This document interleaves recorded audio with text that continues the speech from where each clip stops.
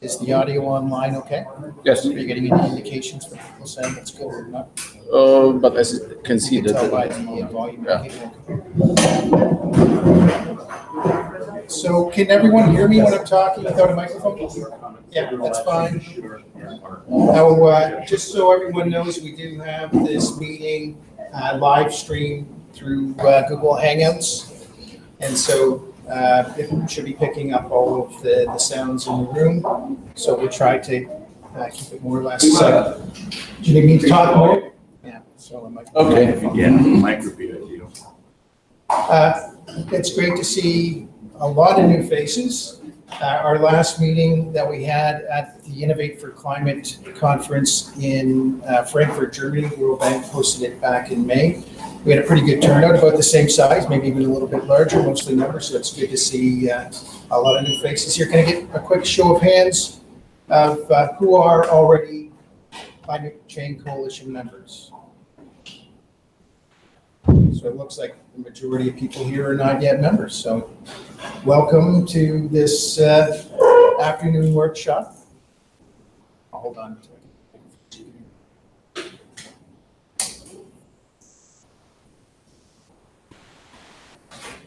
Hello? Good.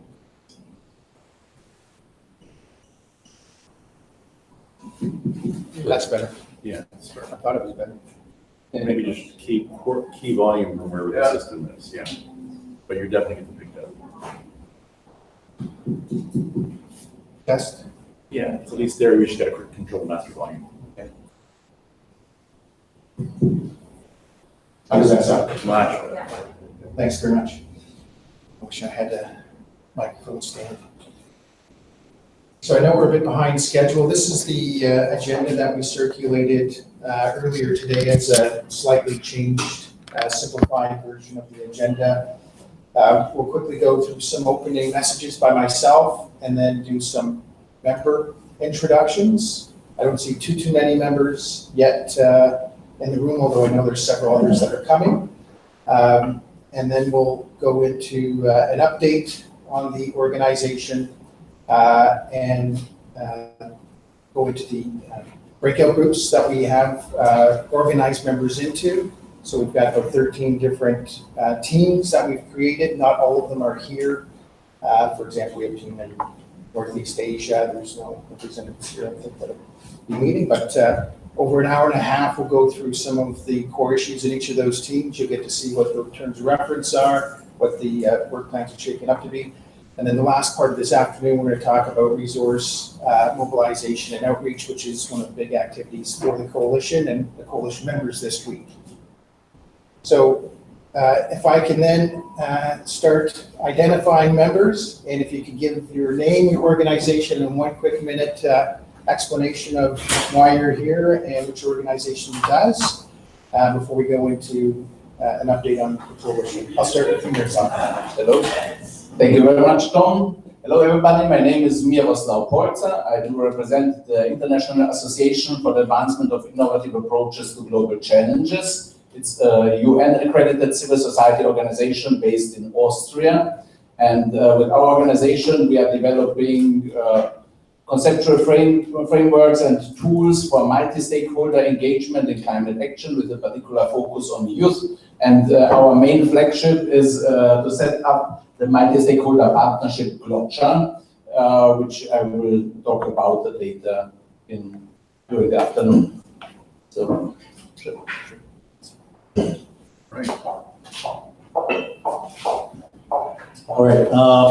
My name is Arnold Strong. I'm the communications director for an organization called Unify Earth Network. We basically spent the last 12 months doing about 1,000 upgrades to the bid core. We call it Blockchain 3.0.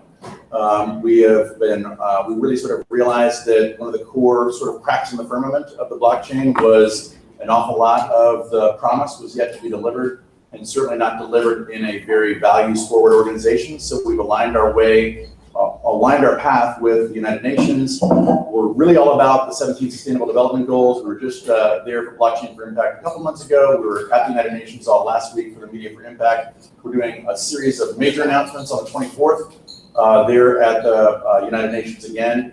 And so if any of you happen to be in New York next week on the 24th, we would love to have you join us, not only for the breakfast, but the dinner party we're going to do afterwards in Manhattan.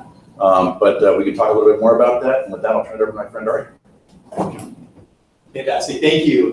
Thank you so much, Tom Miro. Really honored to be here. My name is Ari Eisenstadt. I've been working with IAI Gloja Civil Society representative to the United Nations and have started with UN, first with the International Chamber of Commerce for the Sustainable Development Goal negotiations. I'm excited about how we can work for sustainable development. And blockchain is really, I think, one of the leading technologies for that. I've been an impact investor in blockchain since 2013, and am now currently a PhD student at the University of Hawaii, one of the only future studies programs in the world. So looking at how blockchain can work for the SDGs there. I'm excited to talk more about that later. Thanks. Hi everybody, my name is Ilan Mandel. I'm the Executive Director of the Foundation for Climate Restoration. We have 5 programs that we're going to launch next year to actually restore the climate, and I'm going to talk about that in a few minutes. And I'm here today to talk about these programs and invite blockchain solution providers to join. Go with members first. If you're a member, go for that. Hi, my name is Christoph Jospe. I'm a co-founder of Nori. We're a member of CCC and building a voluntary carbon removal marketplace. Yeah, I'm here to learn, share what we're doing, and make friends. You're in the right place. Hi, can you hear me? Yeah, okay.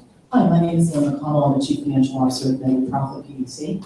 We are a public benefit corporation incorporated in Delaware, and we are a blockchain technology company working exclusively focused on the SDGs.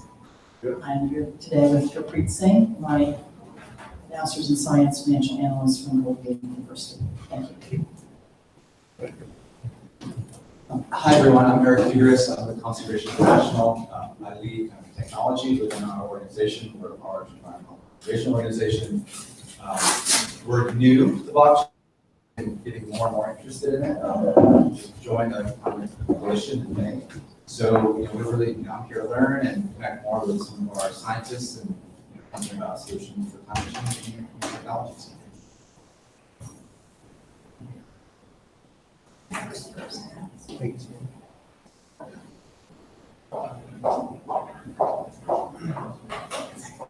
Hello, Steve Williams, EcoBees Director.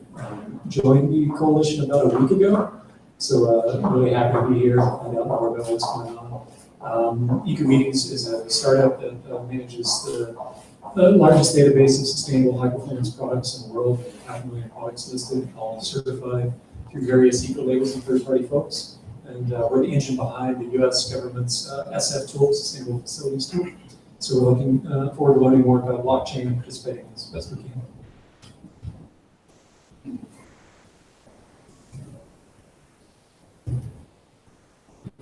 Thank you very much. My name is Jose Rosado. I come from Mexico. We are a private company called Global Grid. We're exploring use cases in the Latin American market, such as peer-to-peer and green attributes traceability. Nice to meet you all. Thank you, Tom and Hiro, for hosting this, and look forward to engage with you. Hi everyone, I am Juan. I come from Colombia. I represent ISA. ISA is a company in Latin America. Colombia is the transportation energy utility, but ISA is a group. We have 32 companies in Chile, Brazil, Peru, Colombia, and Central America. I am part of one company in ISA that is XN. We control, we operate the energy market in Colombia. And I am the blockchain engineer. So they hired me to develop some pilots or to see how we can implement blockchain in our solutions.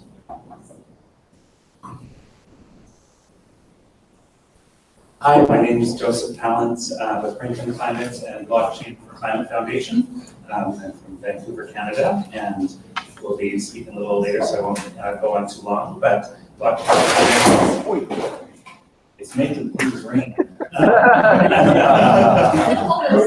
Yeah. You want something to happen. Our task is to put the Paris Agreement on the blockchain, so to connect the national carbon accounts of all of the countries in the world to enable investment to flow where it's best situated for reducing greenhouse gas emissions, and to link up the countries under the Paris Agreement so that they can get down to work reducing emissions. Thank you.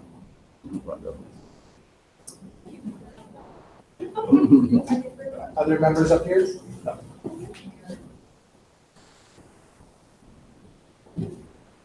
Hey everyone, my name is Rosario Piazzese. I work with my colleague Dominic in the consulting development strategy. It's a Swiss company focused on blockchain topics and digital transformation. We are focused on the IT side of blockchain technologies and in developing a couple of platforms focused especially on logistics and on financial environment, but not in cryptocurrencies. Very good. Yes, I'm Dominic Levicki. I'm here to support the company in this amazing association. Love blockchain, super passionate about it and its potential to revolutionize everything, build transparency into processes and push humanity forward on climate solutions. Nick? Hi everyone, sorry for the picture. My name is Nick. I run the Zurich-based Clean Tech 21 Foundation. We're a founding member of the CCC and we've been at the blockchain climate intersection for about 3 years. We have last year held the world's first climate blockchain hackathon with great participants such as Mika having his lunch right now. And we're building this program out into an innovation program because we think there's enormous potential at the intersection for very tangible climate action. Once you clear out all the fuss and the hype that's going on right now, there are a few very, very tangible, very, very good cases as well worth looking at it from a development point of view. Yes. Thanks very much, Nick. Did we miss any coalition members who'd like to give a brief introduction at this point? Then I would invite our host, Open Austria.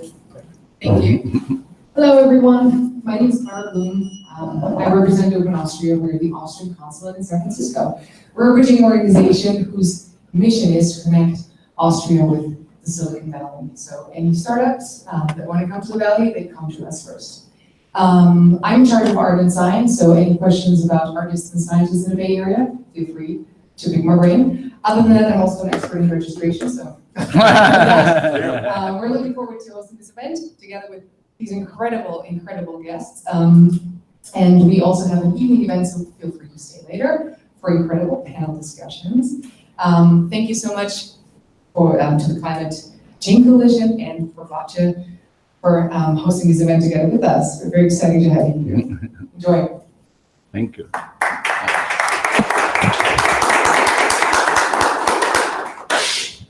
Thanks, everyone. And I didn't introduce myself at the beginning. My name's Tom Bauman. I'm co-chair of the coalition. The other co-chair, Masamba Tioe of the UN Climate Change Secretariat, unfortunately says his regrets that he can't come this afternoon. We learned this last night when we met with him. The executive secretary has asked that he support her in the busy week of meetings this entire week. He will be coming in the public event portion this evening, so some of the messages that he would have provided this afternoon will be there. And at future meetings of the coalition. So the objectives for today's afternoon session, giving an opportunity for members to, because there's such a growing membership here, to introduce themselves, get a chance to work together, learn how they could complement each other. Apart from the presentations and introductions, getting into some of the coalition team work plan development. So how can those teams advance some of the work and priorities that they've identified and shape those into fundable projects? There's a number of organizations, private, public, foundation, and so on, that are getting more and more interested in blockchain. And so it's a good opportunity to identify for them from such a broad stakeholder community what are some of the priorities in mitigation or adaptation or climate finance and many of the other topics that blockchain can be applied to. A third objective for this afternoon is going to be to work on the coalition's governance and work program. And then we'll wrap it up, as I said earlier on, about how can we enhance our efforts to reach out and mobilize resources, financial and otherwise, not only towards the coalition, but to the members' activities in order to see blockchain realize its potential sooner rather than later. Those are the objectives for the afternoon session. These objectives and priorities relate more specifically to the coalition. So the coalition is it's a shared platform, kind of like an industry association. By working together, creating a community resource that can be a benefit to each of the members, but also their stakeholders as well. And that's where the members and their stakeholders can collaborate around issues of common interest. And the coalition really is a grassroots volunteer effort. We're 9 months old, 8 and a little bit months old right now, and we're just starting to get up on our feet. And so we're not yet at the point where everyone can come to the coalition and say, well, what can I get from it? We're still at the, what can I bring to the coalition in order for it to reach a critical mass so that it's more and more benefit to members and to their stakeholders. And so the coalition is trying to serve two major parallel strategies. One is helping members with prompt starts. Innovation in this space is moving so radically fast, but at the same time, how do we support the governance and safeguards to ensure that the growth in this space, climate and blockchain, is as healthy and vibrant as we can make it. Now, blockchain at large, outside of climate, still an evolving field, and its governance itself is evolving. While our segment has the additional challenge of evolving climate governance, SDG governance and so on, as well as blockchain governance. And so what can we do to contribute to the governance innovations and governance system development so that the technology and the investments needed for that technology to be deployed, and once it's deployed, how it attracts climate finance and other investments into climate actions. So what can we do to help that? The coalition is neutral. We're not supporting specific members like through an ICO or something along those lines. We're very much about being open and generic. We're technology neutral, et cetera. And we don't, we do our best not to get in the way of members. And there are many different types of members in the coalition, and I should give a bit more of a background on it because there's so many new faces here. The coalition, when we first started at the founding meeting, December 12th, 2017, we had 12 organizations. Many of the organizations had already started in their own right a network, like the Climate Ledger Initiative had many members, FinTech for Good, and I could go on and on. And so, in a way, the coalition is something of a network of networks, and how can we work together and not duplicate work. At the last COP meeting, COP23, we started to see already at that early stage that there was duplication of effort and events. It wasn't ideal for the stakeholder community who were kind of confused and unable to participate in that sort of optimal way. And so the coalition was born to serve this variety of members. If you haven't had a chance to take a look at it, some of the members are, of course, blockchain startups. Some of them are blockchain networks. Some of them are industry, government, universities, research, NGOs, and I could go on and on, which is great because that's one of the strengths of the coalition. We wanted a big tent. It's an open global initiative so that the issues related to governance, capacity building, stakeholder engagement require that diverse array of stakeholder groups. So some of the quick highlights in the last 100 days since our last meeting. This is our second meeting, not including the founding. Second meeting. Since our last meeting, the membership has increased 50%. Membership activities increased 30%. So we're on a roll. At the last meeting, we said we become a legal not-for-profit, which we have, which has enabled us to get sponsors for this meeting, for example. So we'll be talking a bit more about that, as well as enter into contractual agreements with organizations like the World Bank, which are putting resources towards research and projects like that.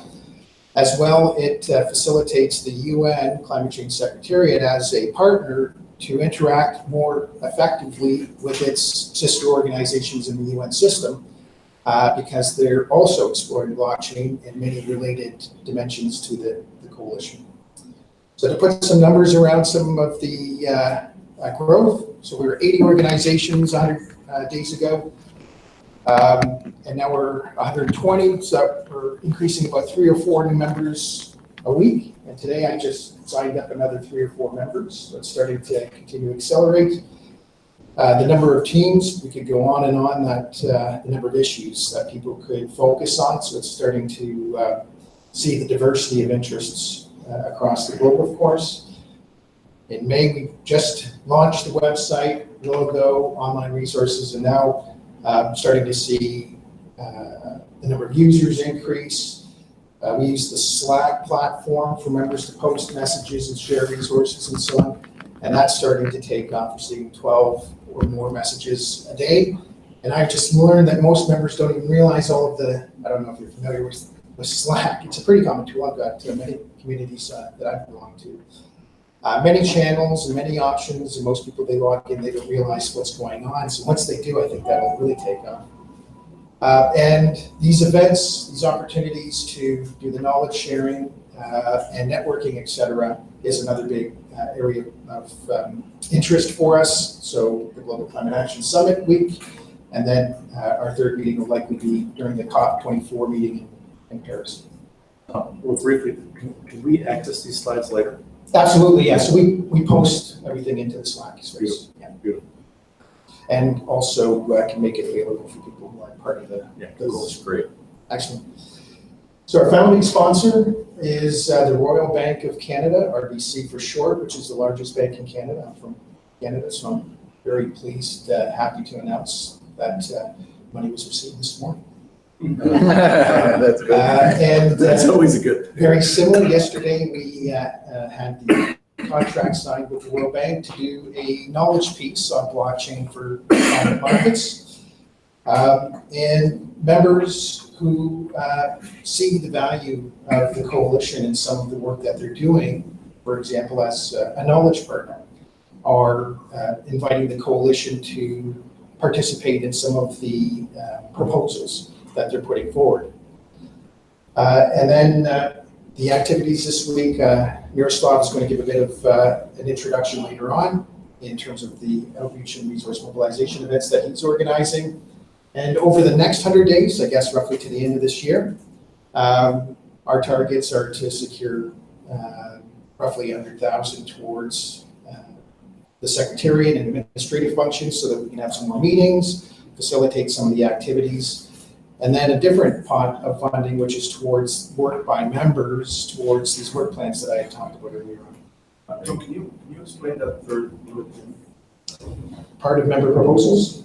So the European Union Horizon 2020 program, quite large, and I imagine there's some European organizations here who have some experience with it. And so some, depending on the type of proposal that's put forward, if in the case of blockchain, if you're looking at sharing knowledge or getting feedback from communities on a particular issue like finance or mitigation or climate restoration, whatever it happens to be, a team or interested group within the coalition could get be involved in that project. Now, different ways.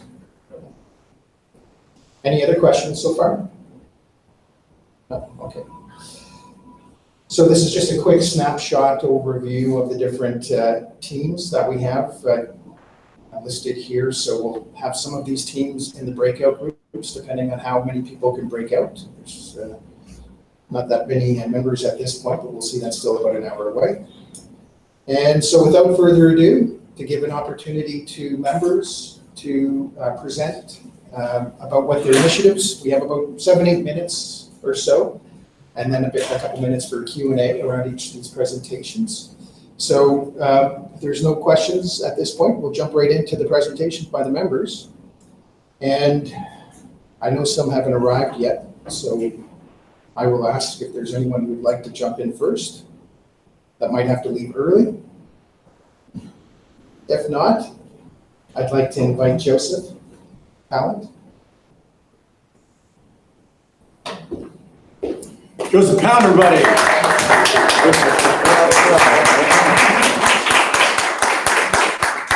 Thank you very much, Warren. Welcome. And really great to be here. Hello to all the folks back home on the video link. And this is my first in-person Climate Change Coalition meeting. I think I've made all the other ones but one online. And so really great to be here and have that handoff between physical and digital, which is so much of a part of what we're doing, and I think also a lot of what we need to do to convince the rest of the world of the value of blockchain and how it can be applicable to their work. So here we are. So my name is Joseph Palin, and I manage a business division called Brinkman Climate, based in Vancouver, British Columbia.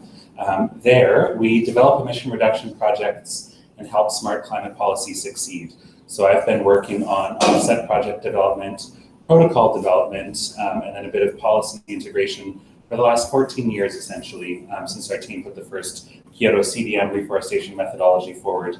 And it's pertinent because we've been coming from really the ground game of project implementation and building digital tools to quantify and issue notional, invisible, intangible commodities that have to do, in this case, with climate. And so when I fell down the blockchain rabbit hole last spring in earnest, I'm like, oh, making carbon offsets, which is what I do, is kind of like putting carbon tools on the blockchain, or like putting units of anything on the blockchain. So this will be a lot of fun. And as part of that, have founded the Blockchain for Climate Foundation, which has a focus, which you've probably seen because it's right at the start of my slide. So the Blockchain for Climate Foundation is putting the Paris Agreement on the blockchain. After spending lots of time in ground game, we figured we'd really go right to the top, to the Uber level of climate collaboration, and get to work building blockchain tools to connect all of the countries in the world, connect their carbon accounts, using the tools of the Paris Agreement and Article 6 of the Paris Agreement, which promulgates this unit, which we'll talk about in a moment. It's a bit of a long story, but I couldn't figure out how we were going to put the Paris Agreement on the blockchain for about a year of my time in blockchain and crypto. And so I kind of kept it off to the side and been involved in a variety of different projects and advising some really amazing teams on their work. But then had the really big aha this spring when a gentleman, Matt Lockyer, who was already part of our team, submitted a new ERC 998, an improvement to the Ethereum blockchain, which finally cleared the way. So is everybody here familiar with the Ethereum blockchain? Is anybody here familiar with non-fungible tokens? Can anybody tell me the first use of ERC 721 non-fungible tokens? CryptoKitties, digital, adorable, readable cats on the blockchain. And though I don't have a timer, I'll just briefly go into this. So whereas pretty much all other tokens are fungible tokens, and that's kind of almost the goal. You're creating these units that are all the same and that can be bought, sold, traded, or transferred on the blockchain. In short, it didn't look like this was going to work for putting the Paris Agreement on the blockchain, for putting international linkage of fundamentally billions and billions of tons of carbon outcomes that may be traded, billions of tons a day. And so we didn't see how we could do this with fungible tokens. Non-fungible tokens got us partway there because our design spec is that we really need to be able to pick one of our carbon units, our 1 ton of carbon off the ground, or off the desktop, and look at it and see, oh, this emission reduction was caused by this project, and this specific one was made in this year, this vintage. Here's the track back to our verification and audit documents, and then also part of the Paris Agreement is there needs to be national approval for trading across borders. And so this only stacked into one unit. And so with CryptoKitties, that they were invented in Vancouver, and that's where I'm from, so that was really neat. Realize that, wow, with that we can pack the data, but it can only be moved one at a time. And if anybody was trying to do anything on Ethereum last fall, it completely ground to a halt because there was like 30,000 transactions backlogged at all times. And so that was partway, one step there and one step back. And then this spring, Matt Lockyer proposed ERC 998 about crypto composables, or crypto composable non-fungible tokens. And really at a high level, what that means is these tokens can hold and own other tokens. So you can almost think of them as like a token that's a wallet and that can own other non-fungible tokens and fungible tokens beyond that as well. And so here we had a pathway to create a hierarchy of issuance of carbon value, potentially national carbon account, tracking down to project level and regulation level, and then specific projects and then specific tonnages. And so we're away to the races. The next piece, yeah, that's what we're doing. Composables are neat. There are a couple uses of it already where people are doing gaming on the blockchain. And actually just quite recently, there was a tool called Mokens, I think mokens.io, and they're user mintable crypto composable tokens. And in the next couple of weeks, they will actually have their crypto composability. If you're a programmer, you can actually already interact with a smart contract and stack other tokens underneath them. And in a couple of weeks, Nick Mudge is developing this to a colleague in Sacramento, and the composability will be up and running soon. And I mention this because you can actually go and mint a Moken, and I'm going to go mint a Climate Change Coalition Moken, once you sit back down or something to memorialize this, and you can stack data in there, and then you can start loading things into there in a couple of weeks. So it's exciting times, and we're excited to use this pathway and build it out with the Paris Agreement on the blockchain. Maybe I'll just touch on why. How many minutes? 2 more minutes. Great. So the reason why is really simple. We need to enable and fully bring into being the dream of the Paris Agreement, which is all countries of the world connecting their carbon accounts and collaborating to reduce emissions. And why we need this tool and why we need Article 6.2 of the Paris Agreement is right now there's no way to transfer emission reduction outcomes fundamentally across borders. In the early Kyoto Clean Development Mechanism, but I won't go into it, there was really a single entry bookkeeping where the developing world would create a carbon benefit, ship it to the developed world, and would only count as a credit but no debit. Under Paris, everybody's committed, everybody's connected, and so we have to have double entry bookkeeping to keep the accounts reconciled. And with the blockchain, we can do triple entry bookkeeping and also have timestamps really straightforward in there, which is necessary because we may evolve to a market where there's thousands of transactions and billions of tons transferred every second. We'll need some more work on Ethereum before then, but we need to build for that, and we need that so that the world can really get down to business. It was really fun. So we were trying to figure out what are we going to call these tools of this process, and I thought deep.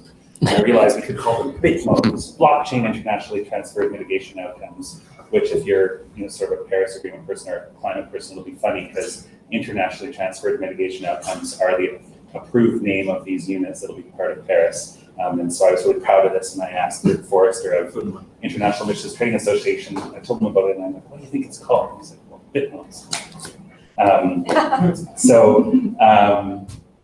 The other key pieces we're going to be engaging, so we're building the tech. We are starting our funding pathway to work on figuring out how to finance this work and at what level we need to be shooting for short, medium, long term. If anybody has any insight onto that, we'd love to chat about that today. And then our middle plank is actually starting to work with the national governments. Our goal is a half dozen national governments to get engaged to help us build this tool so that we get the user interface and user experience right, that we can build trust in the tool, that we can fill in any blind spots in this development, and so that it can have high acuity and tap really closely with the rules that are getting made as part of the Paris Agreement. Thank you very much for your time. I do have an amazing team. We're based in Vancouver. Jessica Mulholland, Matt Lockyer, Chelsea Palmer, Catriona Power, coming from across blockchain, climate, energy governance, and then bringing it all together. And we kind of kept it tight for a little while, and over the next while, we're going to be judiciously growing out our team advisory to bring in the right pieces of the puzzle. We have some fun stuff on Medium. Follow us on Twitter. Great to be part of the Climate Change Coalition on the Mitigation Pass team. Looking forward to speaking with you more later. Thank you. I'd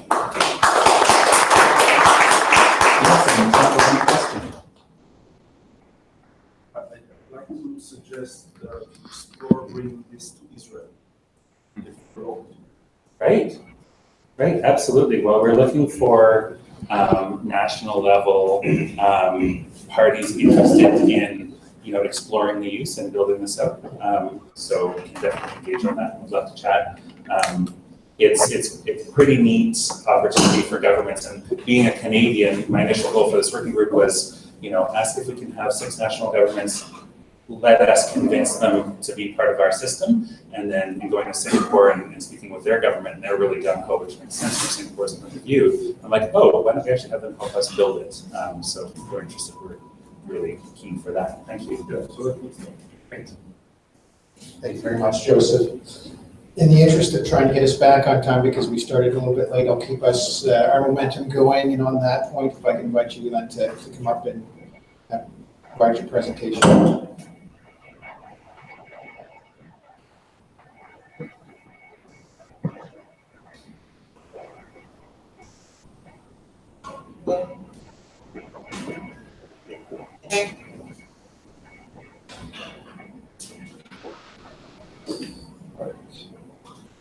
Everybody can hear me?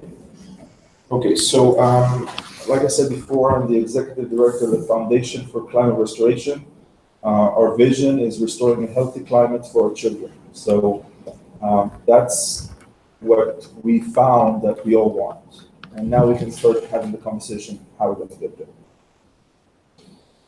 So the good news is that we've worked on this for the last 12 months since we announced at the UN General Assembly in September in New York last year, and we have now a possible pathway to get there, for giving our children a healthy climate like our grandparents had. I'm going to go through this very quickly because I assume you already know that. The healthy concentration is 300 parts per million. We're now at 410, it's still going up. And so that's pretty bad. There's a long list of problems. What is important to remember is that CO2 stays in the atmosphere for 1,000 years. So if we wait for the CO2 to naturally get out of the atmosphere, we're not going to be here. So we need to do that quickly. We've identified 2 major issues that we want to focus on and address. The first one is removing 1 trillion tons of CO2 from the atmosphere. In addition to urgently reducing emissions, this is not a free pass to anybody. And the other thing, even sooner than that, we need to restore the Arctic ice to bring down that crazy weather that we're seeing, the jet stream, sea level rise, and so on. Is it possible? The short answer is yes. What I'm going to present now very quickly is 5 funding-ready climate restoration programs. How we're actually going to get the CO2 out of the atmosphere, restore the Arctic ice, cool the planet, and do that in time so our children can enjoy it. By the way, I'm planning to be here for at least 30 more years. So, So the first program is called Surface Albedo Modification. You can see the logos of the organizations that are involved. The main solution has been developed by Ice 911, an NGO that's been working for 12 years now.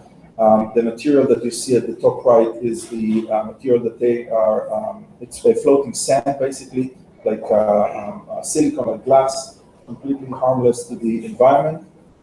They spread it on the surface of the ocean in very strategic areas based on climate modeling, and that reflects back the rays of the sun so that they're not absorbed by the dark blue ocean. Right? So instead of 90% of the energy from the sun absorbed by the ocean, which is now becoming an accelerating element for for the global warming. Sun is being reflected back, and so we're creating a cooling effect. These people have already been doing field testing in Alaska and ready to be deployed in Greenland as early as next year. The second Arctic restoration program involves a series of what we call Plan B solutions. Coastal ice thickening is about pumping sea ice from the ocean and then spraying it over the ice during the winter. Drops are frozen, and then so the ice is being thickened. And using this method, we estimate that we can thicken the ice by about 0.5 meter per winter. Marine cloud brightening, that's the sketch that you see over there. It's a machine that sprays nano droplets of water into the clouds and thicken them so that, again, that will reflect more of the energy from the sun. And then we have other technologies that we're looking at. The third program is a program to remove CO2. So we have two programs like that. The first one is a network of investable production facilities, capturing CO2 from the air and selling it at as low-cost aggregate for local consumption. So I want to focus a little bit more about the CO2 removal programs, because these are going to be eventually for profit. As you know, many of us already know, we can actually use the CO2. So again, I want to emphasize, we're talking about a network, a global network of investable production facilities, meaning that every node in this network is a viable for-profit company that takes CO2 from the air and then sell it to the for local consumption, basically. So instead of digging rocks out of the ground, we can take CO2 from the air, turn that into aggregate, and sell it for construction. If we supply the demand of the entire aggregate industry, we can remove all trillion-ton CO2 from the atmosphere in about 30 to 40 years. So that's a restoration scale solution. And when you think about it, right, when we're talking about a network of investable production facilities, and we need to account for the money and for the CO2 and so on, there's going to be a lot of solutions and platforms and tools that we're going to need in order to manage that efficiently, effectively, and transparently. The second CDR project, carbon dioxide removal project, is focusing on sequestering CO2 in the ocean. So we have multiple technologies and solutions and organizations that are working to regenerate ocean-based ecosystems, whether it's the phytoplankton, the algae, the fish, the seaweed, and so on. These obviously can sequester a lot of CO2. If you take all the trillion ton of CO2 from the atmosphere and sequester it in the ocean, it's going to increase the concentration of CO2 of carbon in the ocean by 1%, insignificant 1%. So between these two solutions, taking CO2 from the atmosphere and using it, sequestering it permanently in our construction, or sequestering it in the ocean, we can safely remove 1 trillion ton CO2 from the atmosphere within the next three decades. And you can see that we already have companies that are working on that, and so on. So the last project, the last program, is about how do we take these methods and make them viable and sustainable over time. And so we have several solutions. We have an online funding platform that basically lowers the bar for investors, whether accredited or non-accredited, to invest in climate restoration programs. Very powerful platform that's been in operations for the last 6 years, raising hundreds of millions of dollars. So we're looking at using that platform to raise money for this project. We're looking at launching a climate restoration investment fund and other programs with family offices, foundations, and ultra high net worth individuals. So it's important to understand that what we're talking about, climate restoration, removing 1 trillion ton from the atmosphere and restoring the Arctic ice, is necessary and sufficient. It is necessary, it is sufficient, because if we remove 1 trillion ton from the atmosphere, we're pretty much going to solve the problem. And if we restore the Arctic before that, then we can make sure that by the time we get to 2050, which is our goal, 300 ppm parts per million CO2 by 2050, then that will address the climate issue. Of course, there's a lot of other things that need to be accomplished, the regional level and so on and so forth, but without restoring the climate, none of it is going to matter. It is also sufficient because if we restore the climate, if we know how to allocate trillions of dollars toward removing 1 trillion tons CO2 from the atmosphere effectively, efficiently, and transparently, if we have that system, we have a governance structure in place that can do that for humanity, then we have a system that can address any of the sustainable development goals, any issue that humanity is going to be facing from now until the next millennium. So it's really, that's why I'm where I am right now, because I believe that this is the key to getting where we want to go. This is our roadmap.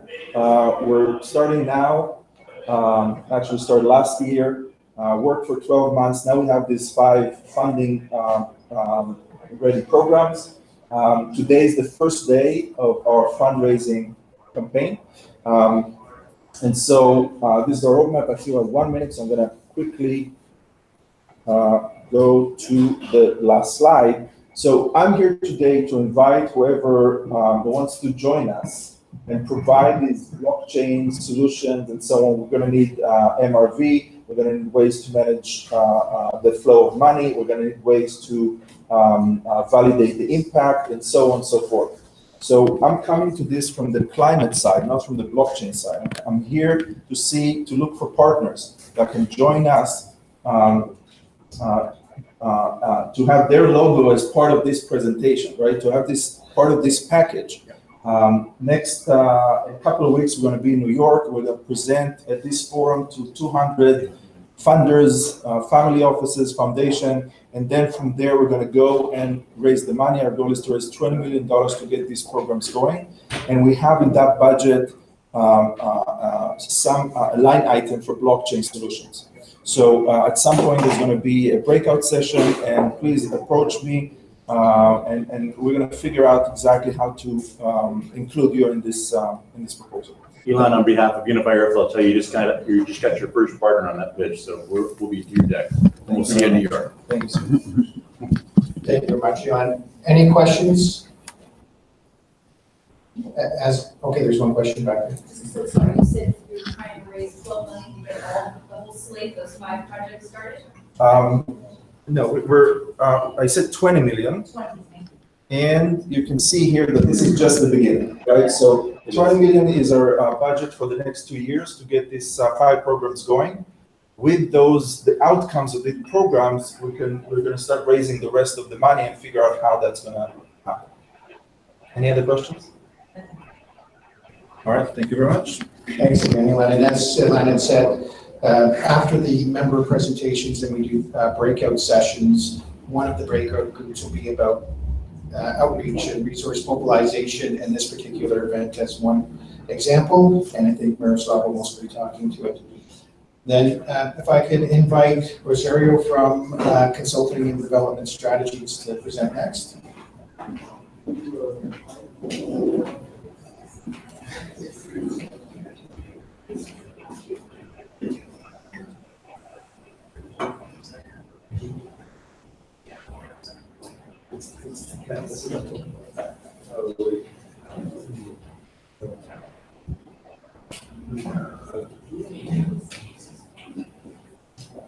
Thank you. I'm pleased to be here today, and I don't want to bore you too much with our history. Consulting Development Strategies is a Swiss company based in Zug and Zurich, and working as well here in US, where we have an office in Washington.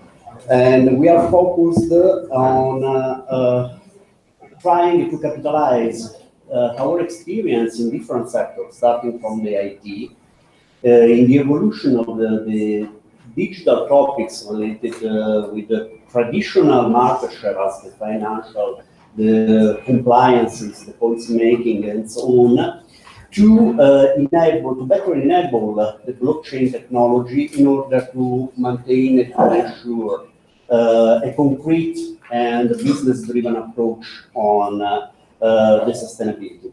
The value added that we are trying to produce is to create something that could improve the approach or the involvement of blockchain in topics as logistics, for example, but being aware about the constraint that we have to consider, starting from regulation, starting from the business needs of the companies, and starting from the financial aspect of the new technologies' impact on the market share. What we are doing, the main focus currently is a supply chain blockchain platform that we would like to propose also for a discussion with the Climate Change Coalition. This blockchain platform was created to be natively integrated with IoT logics and to monitor high valuable assets, and as well to mitigate the impact and the evolution of complexity in processes, and to improve the efficiency. I know this sounds like a slogan, but the concrete goal of the platform is, at the end of the day, to make concretely fungible experience that are developed in concrete business case in the private market share. This is exactly the focus we are trying to develop at the moment. So, for example, the platform could prevent waste inefficacy, just making more sure and more efficient the supply chain proposition. And more generally, what we are trying to do is to contaminate this kind of approach with a really well-focused approach on the different industry where this could be meaningful to apply the model. On the other side, being based in Switzerland, we are trying to capitalize the experience of the local crypto valley based in Zug, and so to create a sort of a win-win effect between this kind of financial experience. Previously, the colleague was called about the evolution of the Ethereum, the unfungible token, and so on. We are working in partnership with other little companies in the Zug environment about those kind of topics, especially in the perspective to make the token the new model that could concretely maintain the blockchain, avoiding the current limits related with the model of the cryptocurrencies and all the topics related with the mining in the Bitcoin environment and so on. What we are also trying to do is to capitalize our experience on the green IT side. Personally, I'm part of the board of the International Federation of Green ICT and UN-related organization. And under this point of view, we received several best practices under the traditional approach on the green IT, but you know, the traditional approach of the green IT needs to become more effective and more tangible, also under the business point of view, the financial point of view, because it should be something concretely applicable, not just theoretical. And under this point of view, what we are doing, I would like to remember that we are a business company, we are not a foundation, so we are trying to build a business model on this kind of topics and not just to create a pure research approach. And in my personal opinion, this should be the part of the value we would like to propose to the coalition. I was mentioning about the green IT, what is happening on that side and why those kind of platform could become a really interesting approach. Because the main issue on that side is to ensure a concrete governance of the models and to enable business using IT in the logic of the commodities, but not just a pure commodity, but a commodity that is capable of enabling a new business model. Under this point of view, the logic of the blockchain could ensure a really concrete approach, making measurable and concretely monitorable the evolution in the governance model, as well in risk management and in the other aspect in handling the IT.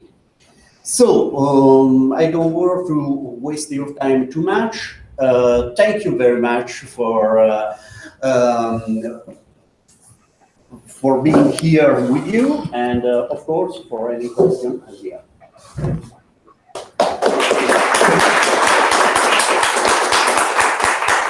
Any questions for Rosario? Okay. Very much. Nick Benglinger, if I could invite you to come up next, please, another member from Switzerland.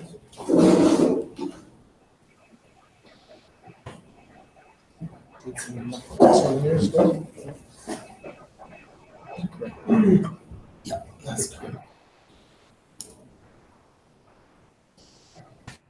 Great stuff. Good afternoon, everyone. It's good to be here. A familiar environment with CCC.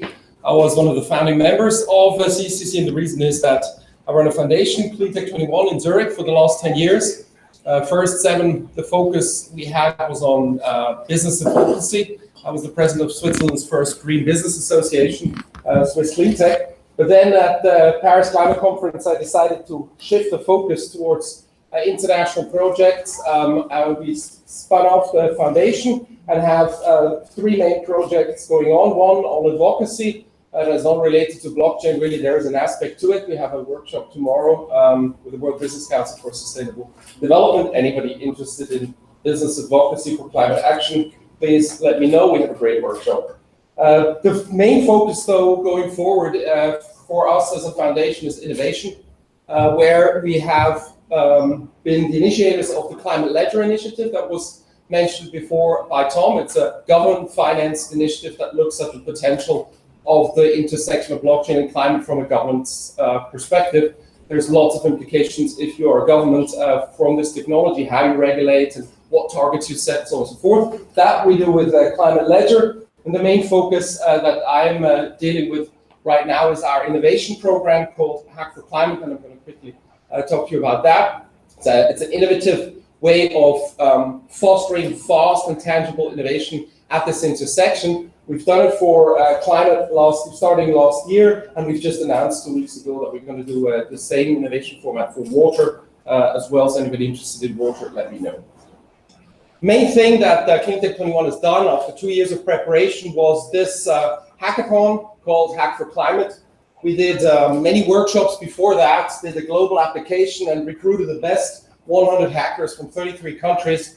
We all invited them to Bonn, to the climate conference, where we had a hotel boat rented with everybody on for 5 days, with lots of great corporate supporters already, some foundations as well. And we showed there in sort of very basic, rudimentary ways that there is this potential. We have a hacker in the room, Mika, who was part of the team on the boat and making a great contribution in the energy space. And I'm going to tell you now on how we moved it forward from there, because that's really our main focus. Well, that was our hacker crew on the boat. So you see by the 1.5C and the price on carbon sign that we're very serious about climate action. I won't go into the details that what our mission is specifically on the science. But we decided that because it was really a success and had really tangible use cases coming out of it, that we don't want to just do hackathons where we have a great atmosphere, but then everybody goes home and there's not really tangible action. So we moved this into an innovation program that I'll explain to you in a second. First, very briefly, our technology focus. As a result of the hack, we looked at the different use cases, the different works that have been done. And we found that it's really this troika of disruptive technology that is really should be the focus of a lot of innovative projects at this intersection. Of course, it depends on the actual use case, but in general, we have distributed ledgers, blockchain, in the center that allows this distributed way of sharing value. But we also have IoT. That's hugely important just in relation with DLT. In order to capture the data, huge new possibilities opening up in that space, very relevant for climate. And then we have AI, which is also a hugely important tool. If you have all the data, if you administer it correctly, then you can draw a lot of lessons out of that data, and that's where the AI comes in. We've looked at, sorry, it's a little messy. We looked at very carefully where do we focus on, and we've defined already for the first hack, and refined now for the innovation program going forward 5 years, a set of engagement areas. We work with partners such as the WWF or the Stockholm Resilience Institute to find out where's the beef to the bone.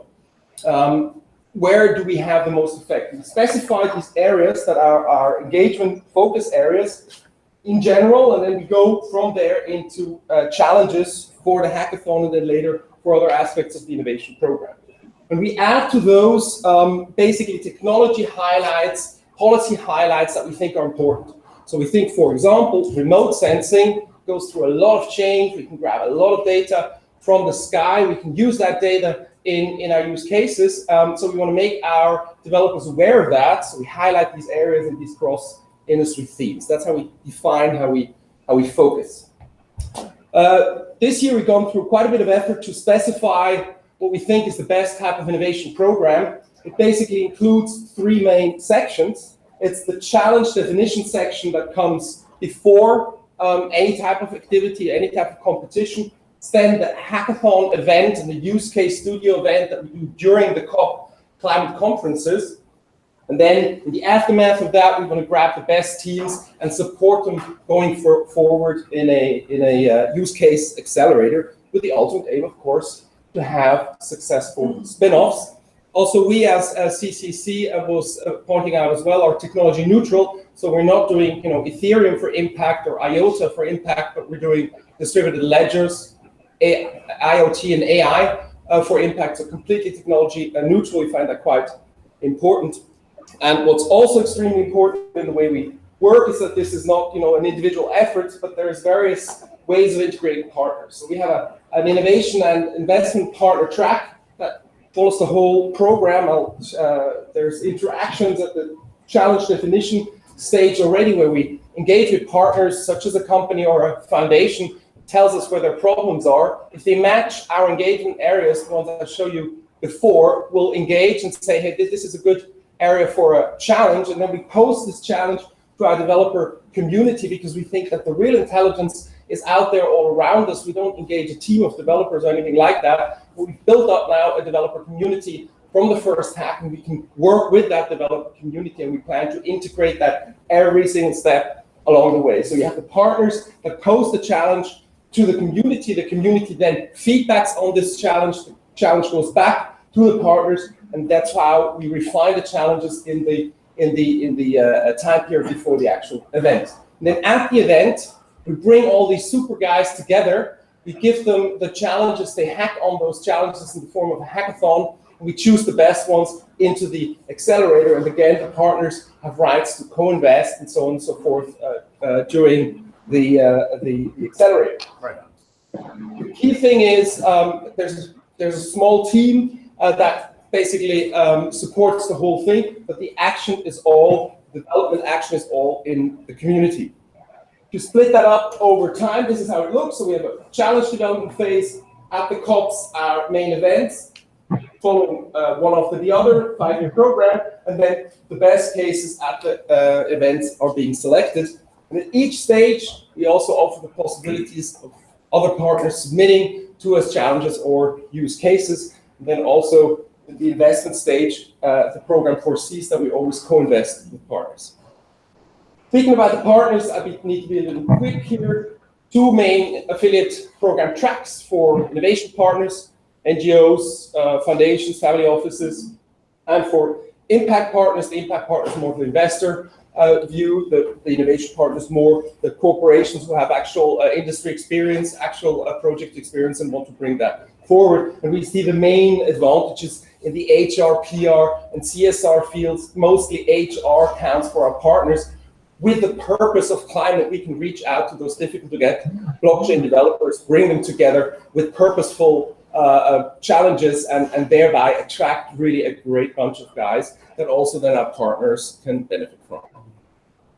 In the rollout, we've gone through quite a bit of specification. We're now sourcing the right strategic partners. We have, for example, the Climate Works Foundation out of San Francisco that supports us financially. I'm really happy to say. And there's others. And then ultimately, we will do a token offering because we want to involve not just the big foundations, but actually very many small impact investors. So we'll issue a token, and this token then should give impact investment rights. So we have, for example, a first right on the ventures that the program spins off. And ultimately, we want this to be a self-governing thing. We want to step out as a foundation and have the community decide which projects to back, have the community basically self-organize itself as you have examples, emerging examples in the blockchain space. Before I conclude very quickly on one use case and the way to select them. So we've gone through quite a bit of thinking. This is a simplified version on how we choose our cases. Basically, the scalability impact side is the most important one. So we're not doing the cases that are being done already and that add a little bit, but we want to really focus on the cases that add a lot. Have scalability as a very important case, and then of course, if ITMOs is already dealt with, we had ITMOs or BITMOs as they're supposed to be called right now. We had that as a sort of input, technical input in our first hackathon. So I'm super happy that somebody has picked up and works on this case. But if there's other cases that are not being treated yet, that's the ones we want to go into, this gap issue. And then, of course, there's a regulatory and the technical feasibility parameter. So this one last slide for an example on a use case and how you see this, how this can develop if everything works together. We're building up this thing, so it's still very early days. But RedChain was one of the use cases that came out of the hack in 2017. It has now received 500,000 euros co-financed by the European Union, the Climate Kick investment program. We're right now talking to a government in South America and should, in the next couple of days, I actually hope to be able to announce that during GCAS still, and the first pilot of RedChain in Latin America, and it's the IADB, the Inter-American Development Bank, that helps us a lot on this. I won't have the time, otherwise Tom will kill me on going through the details here, but very briefly, this is about land management. It basically offers sort of an end-to-end solution for investors, governments and private investors on land management to monitor, report, and verify what's happening with their projects. It basically uses distributed ledgers, so the different countries can update their land-related information in a distributed way. It then has a predictive analysis element using AI, so we look at past satellite pictures, recognize patterns, and based on that, based on the patterns of deforestation in the past, we can judge what the deforestation is, where it's going to occur in the future, most likely. We integrate a lot of sensing, so new information from satellites coming down that allows us with image processing to basically count trees and do very detailed things. We also have ground sensing type information where we integrate the local custodians with a mobile application, so people make a picture of the forest, a farmer would take a picture of the forest, verifying from that point of view that the forest is still forest. We combine the remote sensing and the local type sensing together to do an impact analysis with sort of these different sources, crunch it with AI, so again we understand patterns.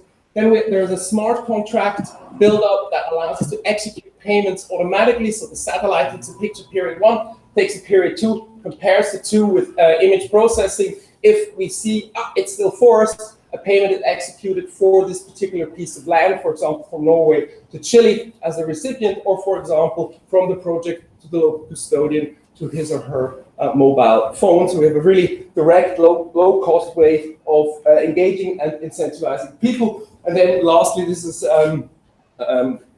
very much compatible with the RED Plus process, so that we can basically offer a country, if they engage with us like this, to then reach additional donors, additional finance, because they offer improved MRV. And the last point, tokenization, is obvious for those who work in the space. If we have forest assets, these are very prone to different types of ownerships that distributed ledgers offer. So we can not just have pension funds own huge chunks of forest, but we can actually tokenize forest, and then have different individual investors holding small chunks of forest through their tokens. And with this type of MRV system, we can make it very attractive. So we can send them satellite pictures of the piece of forest that they own. We can keep them informed if something happens with their forest. We have the local guy running the farm next to the piece of forest that you own, taking a picture and showing, hey, it's still there. That's what you invested in. Wow. So that's what we, this is one use case that we do. And if anyone wishes to engage with us, we need lots of money. We need lots of internal content type support. And we need lots of developer talent. We don't want to do this alone. We can't do this alone. This is a way to do it together. Reach out to me, please. Thanks a lot for your attention. Yeah, if there's questions, I'll have to go 3:45, but I'll be back at 6. And if you have questions, we can ask them now, or I'm around. I have one question. One question. One question. Yeah, 2 questions. Yes, the first one. I don't know. You've been a little. So I understand you're saying you're not identifying with a specific change you want to do ledger reason for development. Are you saying that you want to create your own chain for that? Or Sorry, you need to repeat. I didn't accuse you. Okay, you said that you're not identifying with a specific Ethereum or one blockchain. No. Yeah. And that but you need money for development. Are you wanting to develop your own distributed ledger, or how are you? What are you saying to that? Yeah, thanks for the question. No, we don't. This is no MRV type, blockchain project. We offer an innovation program, and we want, depending on the specific challenge in question, the team to choose the blockchain platform to realize the solution for the challenge for. So we don't. We IXO, for example, the IXO Foundation could become a partner here where we use their blockchain that already offers some stuff in this direction for one specific use case or challenge that we specify. What if you found one that covered all phases?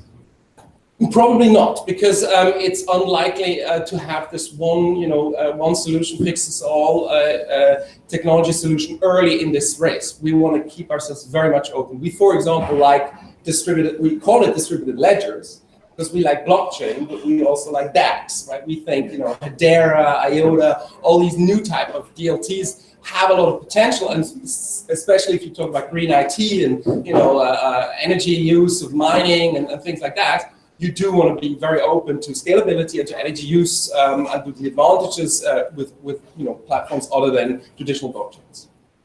Thanks for the question. Fantastic. Around later. Thank you very much. I think this might be a pack. It's Yeah. a pack. Okay. I can shout. Yeah. Okay. It's out of batteries. I think so. Can you check the things? Can everyone hear me? Yep. Great.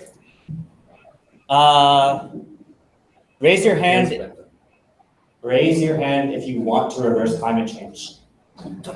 Keep it raised if you think that's actually possible. Awesome. Preaching to the choir. This is wonderful. So that's Nori's mission. We know we're not doing it alone. It's wonderful to be here in the room with many fellow travelers. Reversing climate change is pretty simple. We need to balance the amount of carbon dioxide in the atmosphere to manage the greenhouse effect. And the only way to do that is to stop CO2 from going to the atmosphere and also to pull it back. And we're focused on the latter. So what are we doing? We're building a private marketplace. So we're making it easier to have people pay other people to remove carbon dioxide from the atmosphere. We're building on the blockchain so it has the accountability and transparency and ensuring what Joseph talked about in the triple entry bookkeeping. Essentially, we're trying to be an API that just plugs in so that carbon removal activity isn't happening and people don't even need to think about it. It just makes it as easy as possible for people who can remove CO2 to get paid to do that. And we're hoping to really democratize this carbon offset industry, dramatically expand it, and make one Nori token redeemable for one carbon removal certificate, which is the equivalent of 1 metric ton of CO2 removed from the atmosphere, plus or minus 10%. So in a very simplistic level, how does it work? On the one side, you're removing CO2. That generates a carbon removal claim, which turns into a carbon removal certificate when it becomes verified. We have different methodologies that we have come up with, and we're, as a startup, starting with one at a time. So we're starting with soil carbon removal. And so that here, we've got a little farmer. They would remove CO2. There are ways for them to submit data, which we query, and then generate a certificate. We're right now in the middle of a pilot to work with a number of farmers who are working with us right now to start making carbon removal certificates. Once they own those, they then take them to the Nori market, or they can sell them over the counter. We can talk about that. That would then be redeemable for a Nori token, which would immediately retire the carbon removal certificate. The Nori token then transfers to the owner's account, the supplier's account. They can sell that for cash, other cryptocurrencies, what have you. We're hoping that the price of the Nori token becomes one reference price for what the value is to a buyer to remove carbon dioxide from the atmosphere. There are many methods to remove CO2. Elon talked about some of the moonshot, further out there ideas. We love them. We also know that trees are a great way to remove CO2. There are ways to remove CO2 through soil. There's wonderful activity happening in blue carbon space, restoring mangroves. The industrial side is less developed. I come from a background in direct air capture, and so in a funny way, I'm an industrialist who has drunk the ecological Kool-Aid and thinks that's the best way to start. But we know that you can geologically sequester enough of all the world's emissions to deal with the problem, and then we look at hybrid solutions, whether that's something like bioenergy with carbon capture and storage, or biochar, or forms of enhanced weathering, where you're crushing and grinding rock and spreading it over to weatherize and sequester CO2. I'm flying through this in the interest of time. To give a sense of Nori, we started in August 2017. Before that, I had been working in the field of carbon offsets. I was brokering carbon offsets, seeing how convoluted and complicated that space was, and it didn't have to be. Blockchain made a pretty clear value proposition. Prior to that, I was chief strategist for the Center for Negative Carbon Emissions. At that time, I met the CEO and co-founder, Paul Gamble. He's a software engineer. He's been interested in carbon removal and been developing blockchain for quite some time. We got together, we batted some ideas around, we then pulled together a team that competed in the Consensus Hackathon. Consensus, for those of you who don't know, sort of the granddaddies of the Ethereum network. They're a very distributed sort of enterprise solution and also helping to accelerate the whole blockchain ecosystem. We ended up winning that hackathon. 5 of the team members stayed on. We then added 2 more co-founders. Now we're a team of 10 people. Our last hire was the product manager who built Gmail. We're hiring incredibly talented, smart people who try to build things quickly and break them and then learn and build them better. So for the last year, we have been saying, okay, well, if we're building something from scratch, and essentially a private market needs to be 2 sides, and people need to trust that we have a framework that allows for the measurement and monetization of soil carbon, which we're kind of inspired by Sergey Brin, like start with the hardest thing first. So everyone's like, okay, soil carbon, like how can you actually measure that? We don't measure it, we estimate it, and then we ground truth it through measurement techniques. And one of the unique things that we're doing is for every carbon removal certificate we create comes assigned with a score. And the score matters, so when you sell a carbon removal certificate in the marketplace, the Nori tokens transfer to a tradable and then restricted account. The higher the score, the more tradable tokens you have immediately. So we have a market mechanism that doesn't tell people how you're going to measure, but says the measurements must come with reducing, oh, we might have lost it, the estimation error of how sure we are of how much CO2 has been away. So when you start putting things like satellite imagery, soil probes, handheld spectrometers, all of these things which help increase the resolution at which we can make claims, the score goes up. So that's what we're testing right now in the pilot. In Slack, I've repeatedly said, like, I want to share this with you because if we have a good idea, other people should take it. Like, ideas are cheap, execution is everything. And we can't remove all the CO2 from the atmosphere. That's delusional. We just want to build one market that gets it right and gets a market mechanism that's understood. So that methodology, we've got a bunch of YouTube videos that explain how this is going to work. There's a lot on nori.com where you can read our white paper. It's actually really exciting. Last week, we opened a crowd sale, which means anyone who's a non-accredited investor can go and buy a Nori token or give us money, and we promise to give you a Nori token in the future. And we've also begun a SAFT, that's Simple Agreement for Future Token, to accredited investors. So simultaneously with the crowdfund, we are working with growers. So in the United States, we're working with something called a baseline generator, which is a key distinct piece of how we're making all this work. We've got a pilot underway. As that pilot happens, the people who participate with us are actually going to have carbon removal certificates, which they can sell in the future. Q1 next year, this is kind of exciting because it's a really important, distinct piece of how do we get the Nori token actually matching the price of the value to put CO2 away. We don't want something that just has a wildly speculative and hyperinflationary forcing mechanism. We actually want it to match that price. So one of the unique things we have is we have a spot market and a forward contract auction. And through the forward contract auction, price is discovered, and then the spot market is basically set by the Nori token trading on third-party crypto exchanges. So the wonderful thing about going through with the SAFT and getting people in the agricultural supply chain is there are many companies who are trying to do the right thing, they just need a little bit of guidance. And they say, hey, if I can set a price for what a CRC is worth to me, I can go into that auction with someone else. The Nori token is a clearing mechanism, so just for an example, I, as a buyer, could say I want to pay $10 per CRC. If the price of the Nori token is $5 on that day, I'll pay my Nori token plus $5 that I make up to the supplier. So the supplier has that guarantee of a floor price. If the price, in my example, is $15, now the buyer and the supplier will split the difference. And so I, as the buyer, get $2.50, either in cash or Nori tokens, and so does the supplier. And so we've been really active building code. That code exists. You can check it out on our GitHub. As we expand, we hope to bring new methodologies and automate the process. We love verifiers. We're working with existing verifiers in the carbon offset space because these are people in a position of fiduciary responsibility who can attest for certain claims to be true. Increasingly, these attestations become digitized and machines are able to make the attestations. But in order to get faith from the market that we're actually building something that people who have domain expertise about whatever methodology we're talking about can work, we have to work with human beings. So in the future, we really want the CRC purchasing to just happen automatically. If you kind of imagine you're at a gas pump and you're pumping gas, well, you can count the carbon in that gas as a supply chain and you can immediately offset it. And so by building this, we hope to be an API that does that. If there are other companies that are trying to do exactly what we're doing, I'm kind of like, great, it's an Uber and a Lyft. We're in the business of giving you a better service. So with that, I'll stop. That's all I got. Wow.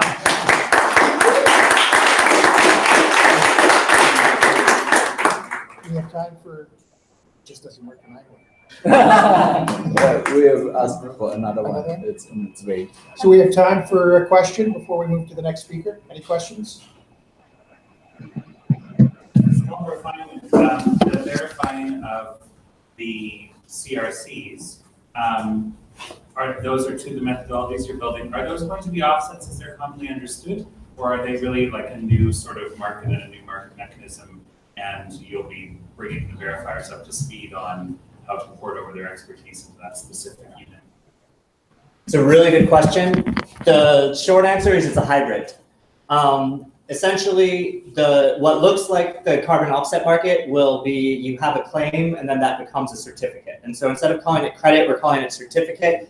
There's reasons for that. We used to call it credit. Doesn't really matter. It might be treated by this as the same thing. Essentially, it will be treated like an offset because one CRC is a ton of CO2 removed. And so we're trying to set that standard. We have ideas on how verification comes dramatically down. As you're well aware, the size of the projects is quite large in traditional markets, and verifiers charge a lot of money. We're trying to scale in numbers, so verifiers will charge less per project, but can do more work.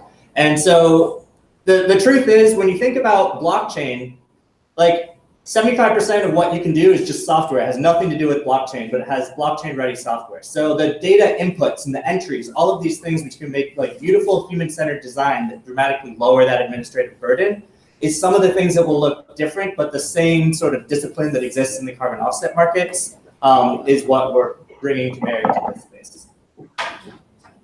Do you have any indicators, like social indicators, because in terms of projects and things, there's always like a social component? Yeah, So that's a really good question. And so I'll contradict myself. On the one hand, a CRC is commoditizing carbon removal. We're saying a ton is a ton is a ton, and in the end, to really scale, to get this trillion tons, it shouldn't matter.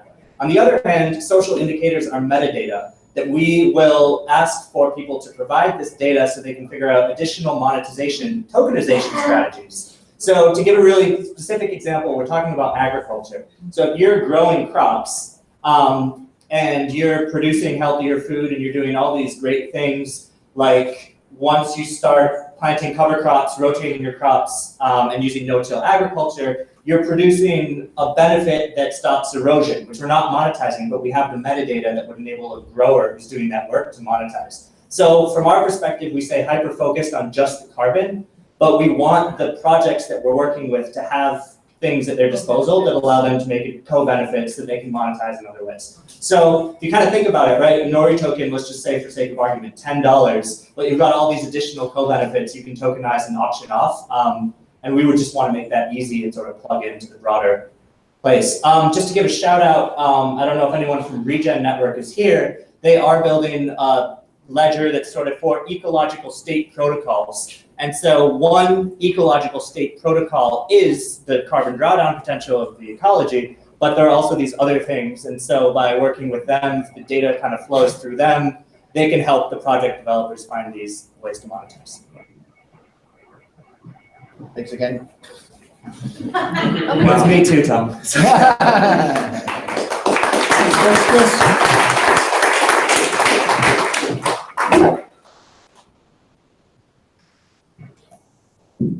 How's everyone enjoying these presentations? Oh, yeah. Yes, wonderful. Okay, so we, just an update on the agenda. I think I still count another 6 or 7 presentations, including one that's going to come over the internet from Austria at 3 o'clock. And so we have a time for one more in-person presentation before we go online for presentation, and it just died again. And so at that point, before trying to truck through all the presentations, we'll have a quick break and continue with the presentations after the internet. Now we'll be able to get some chairs for the people in the back who are standing or far, far away. So if I could invite Marion, would you be prepared to get the presentation up, which is deciding who's next, because I've got it loaded.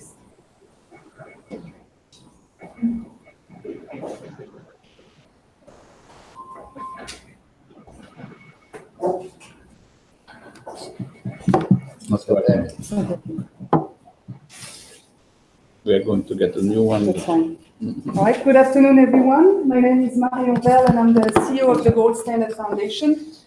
I'll be presenting today on some of the work that Gold Standard is doing in that space, but more importantly, the work that the Climate Ledger Initiative is working on. The Gold Standard is a founding member of the initiative, and so I'll be talking a little bit about that as well.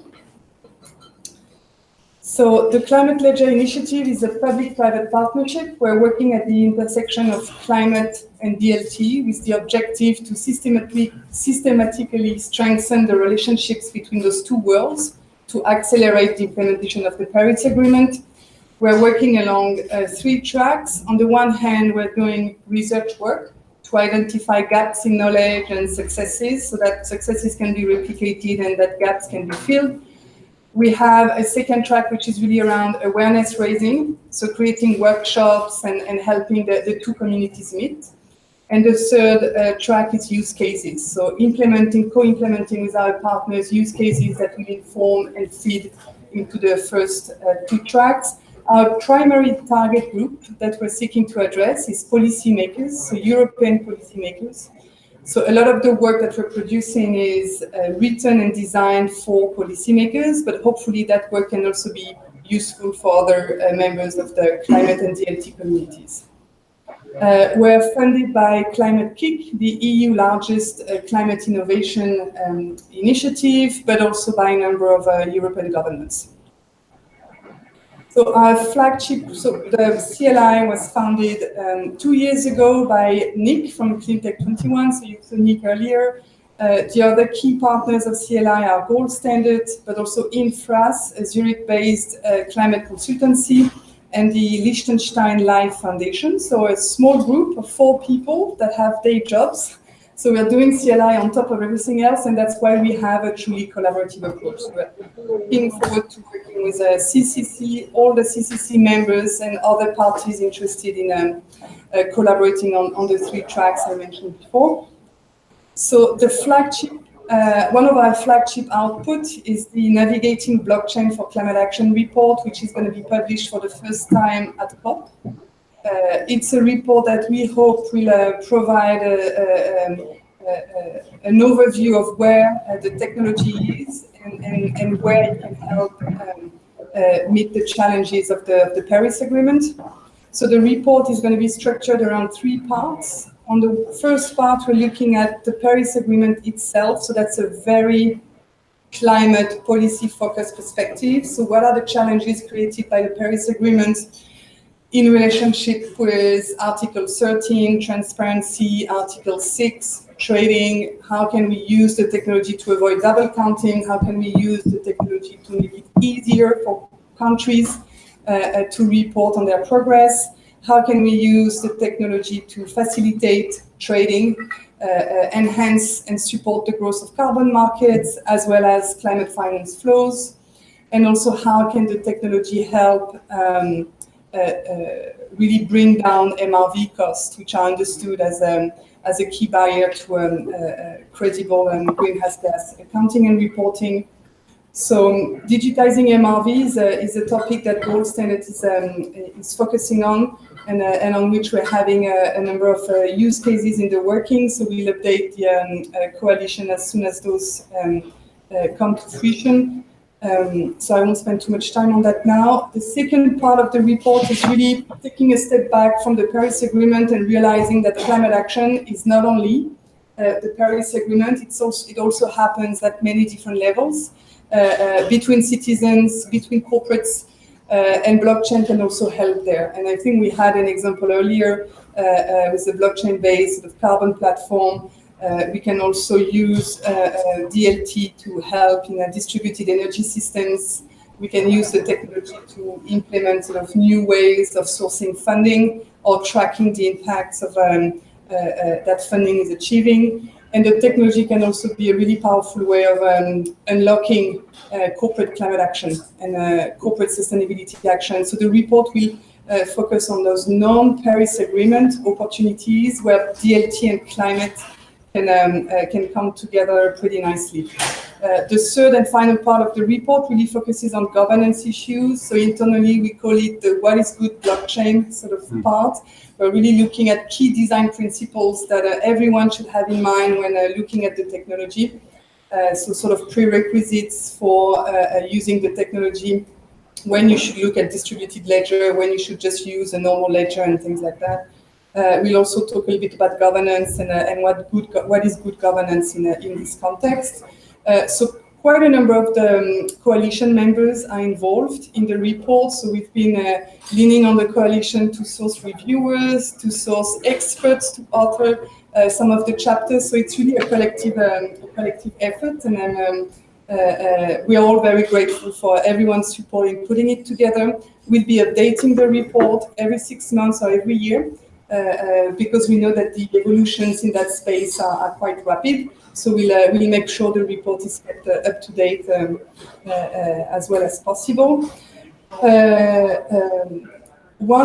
So we're trying to make the report a theoretical and an analytical piece, but also use examples. So one example here that may be featured in the report is a demo that Gold Standard is working on with South Pole and IXO, and we're looking at a traditional sort of carbon certification process, and we're taking this digital.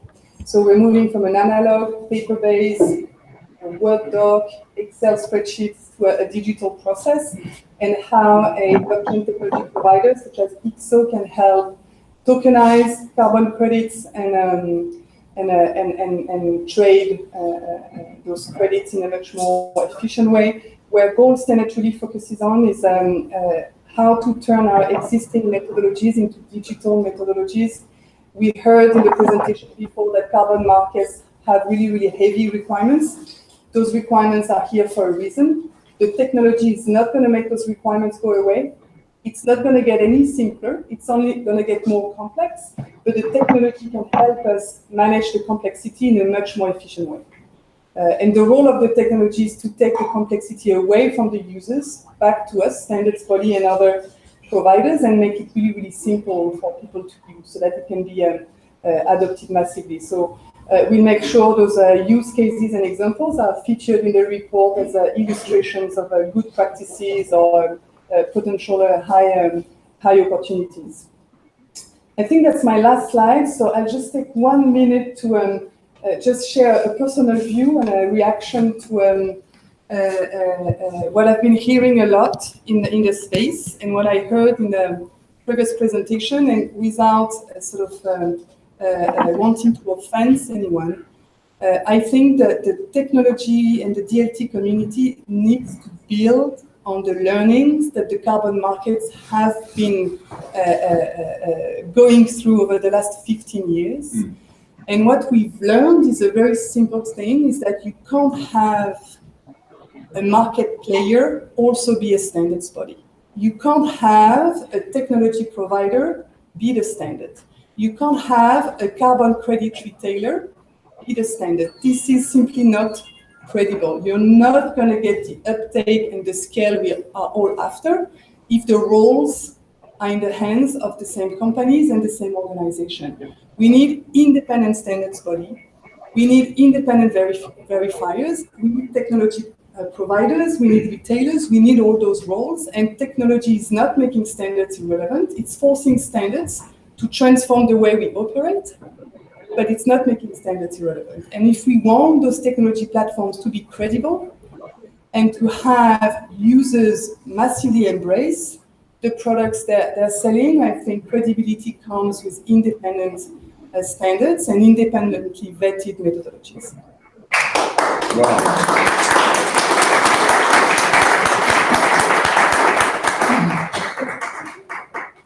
Thank you, Marion, and perfect timing. Miroslav, I know you're about to log in. Do you need to connect to the monitor? Yes, please. Okay. Let's call it the Kelvin. Wait a minute.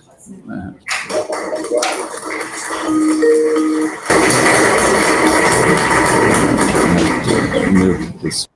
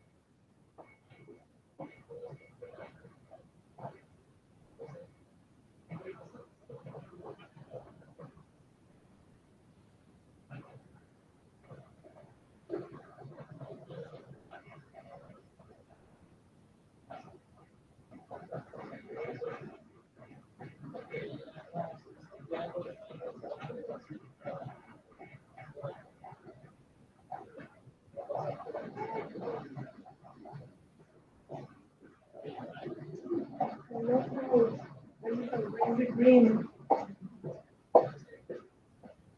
Brings the green to the clear.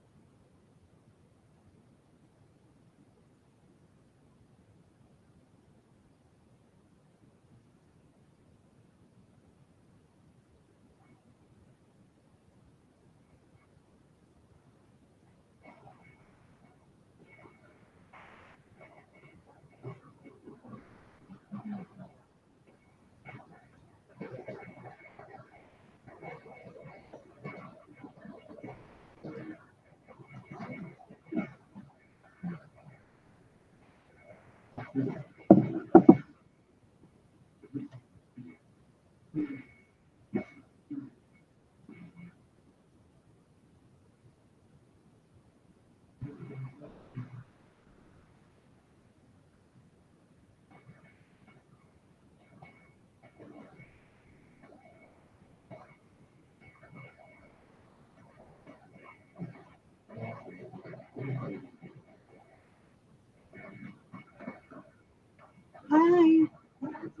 I got your message, but I don't know yet.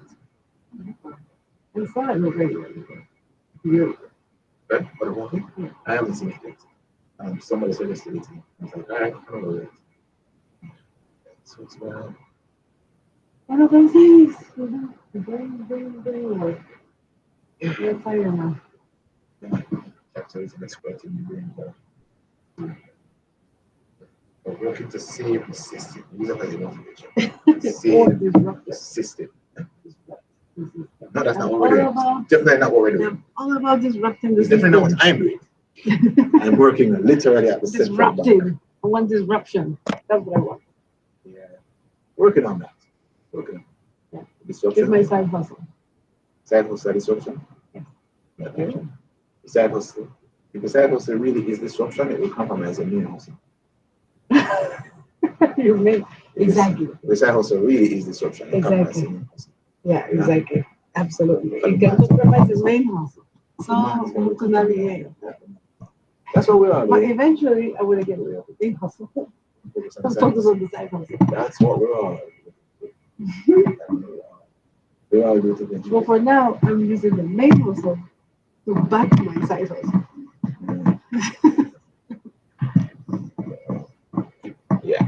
Yeah, that's what I'm supposed to do. It's an open house. It's running out of 65 system still functioning. Oh, hell no.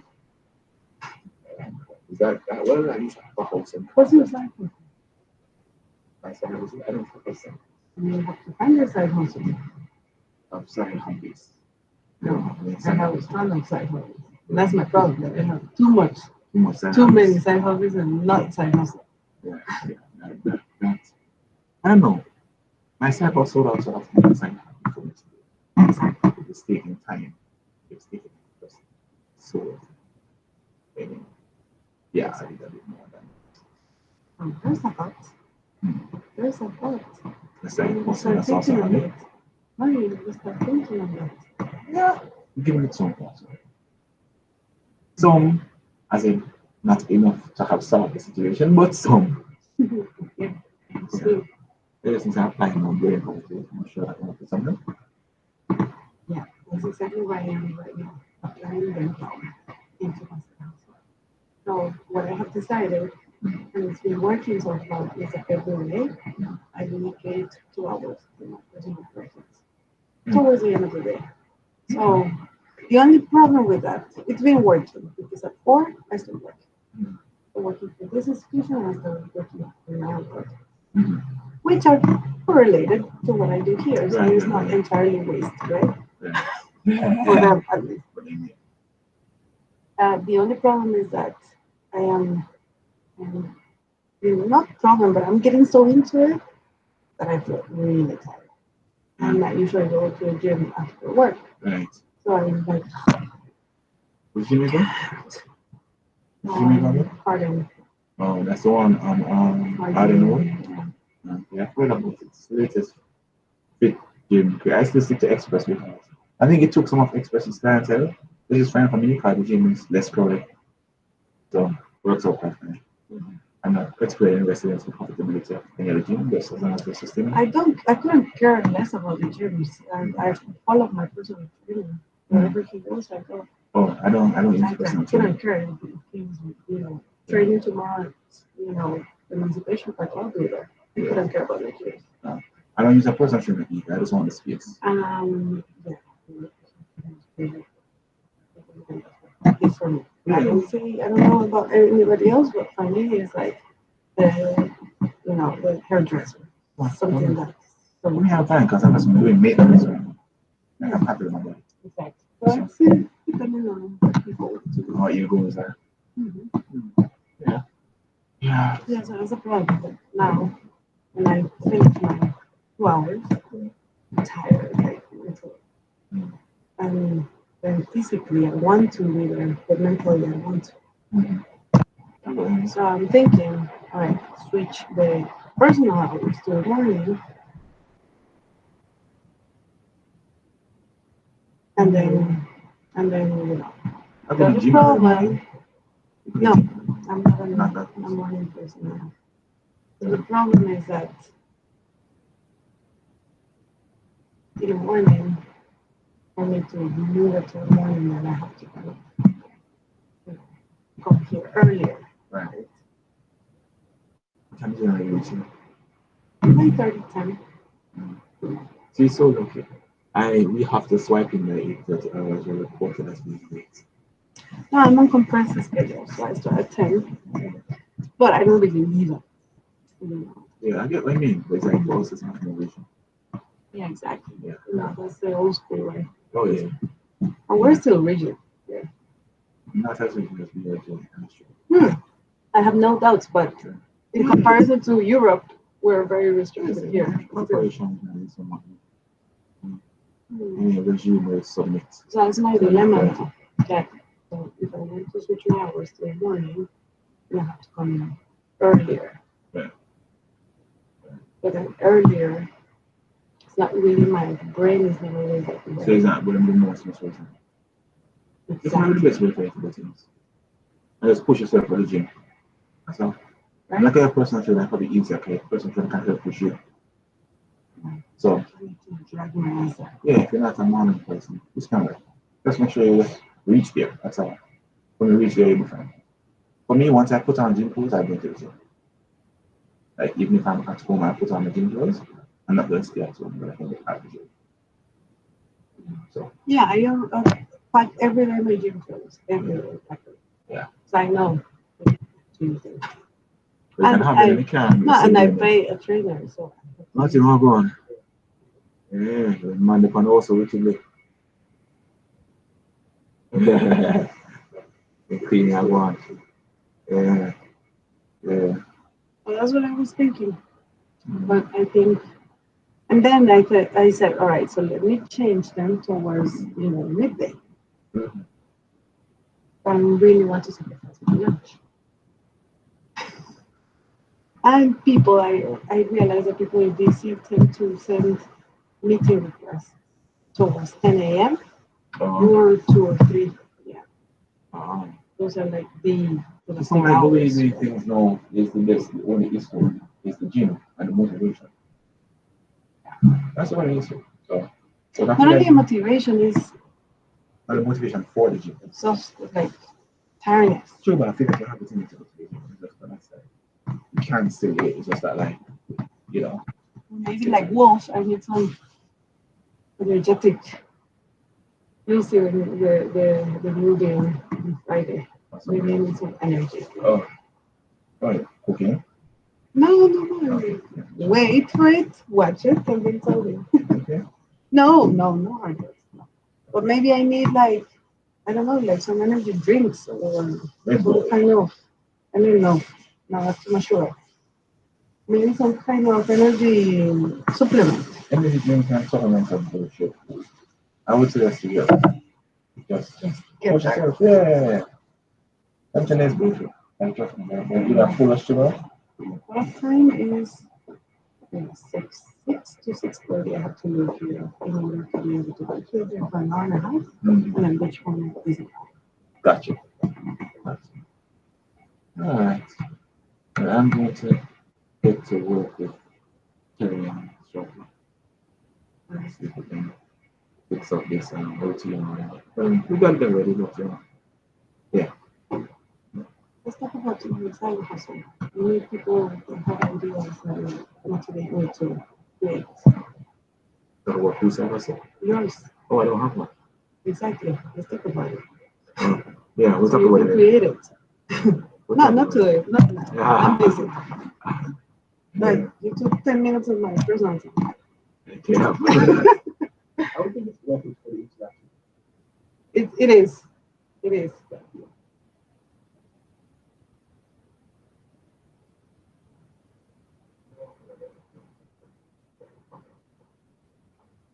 How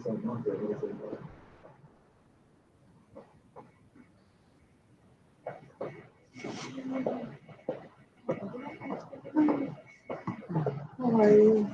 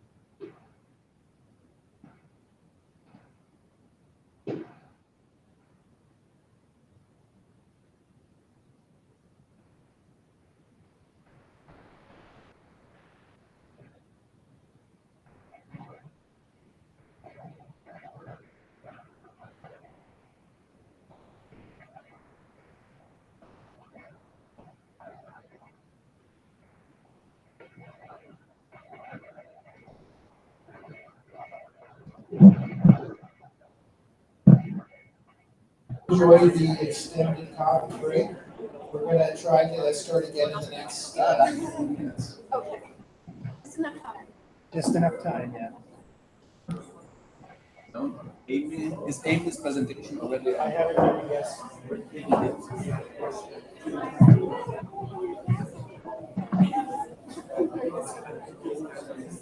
Yes. Yes. It will be done through Tom. Yes.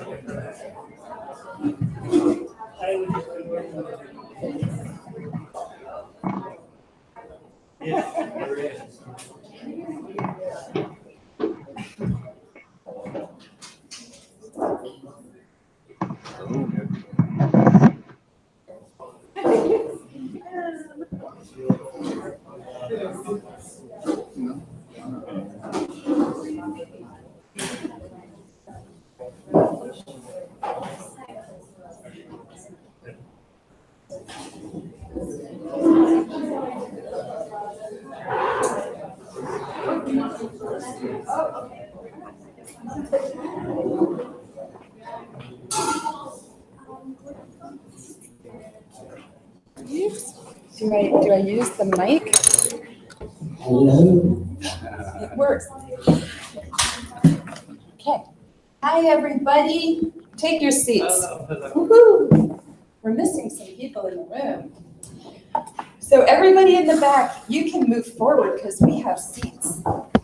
First of all, I just want to say that it's really wonderful to see all the familiar faces in the room of my colleagues and friends and folks that we are collaborating with. I also want to say that I really enjoyed the presentations and learning more about what all the companies are doing. It brings me so much joy to have such incredible, intelligent people working on these problems so that we can collaborate together. And I just wanted to, after I do my presentation, I'm going to make an announcement about an agenda that we have with the Climate Change Coalition. So bear with me because it kind of relates to what this presentation is. But for now, I'll tell you a little bit about BFlow. So I'm the CEO and founder of BFlow. And basically, we are, my background is in tech and design. I come from a creative background. I'm now a CEO, so I'm doing a lot of business stuff, which is interesting. But my roots have been in designing applications and solutions for businesses, corporations, entertainment, marketing, and so on and so forth. And I was part of the Web 1.0 extravaganza, and so I've watched this whole scene and unfold.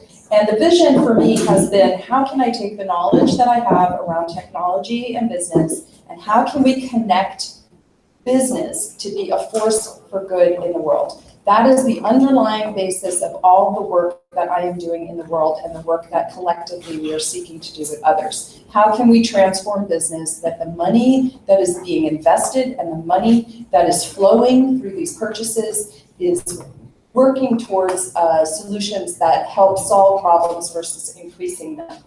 And so I formed Noble Profit, which is a platform to connect solutions. In many cases, when you all have products, we would like to invite you for us to help match you with customers. Eventually, that it will be a marketplace that we would like to invite your products, your carbon metrics, your solutions, your services to be of service to the customers that we are speaking to. And it really started with media and looking at how others are solving these problems. Patterning ourselves, we're all monkeys. We all love monkey see, monkey do. We learn things about the world. And so we have this robust media series that will also be particularly useful in helping the adoption in the work that we're doing. And as part of that platform, we had metrics, because we're focusing on business intelligence and matching. And when we start to look at the world and the array of industries and the array of data and metrics and ways of quantifying and the depth at which this goes, it is a very massive endeavor of what we are all doing together in this room. And it requires all of us, and probably a lot more. And I realized when I was designing this software that the blockchain could provide something and help us achieve something within our company that we really wanted, and that is to create a shared value network. But blockchain wasn't very sexy when I was starting. It became very sexy, and we realized also, before it was becoming so sexy, that if we ended up giving it to the world, if we were to open source it, that we would be able to accomplish connecting all these dots in a much faster way.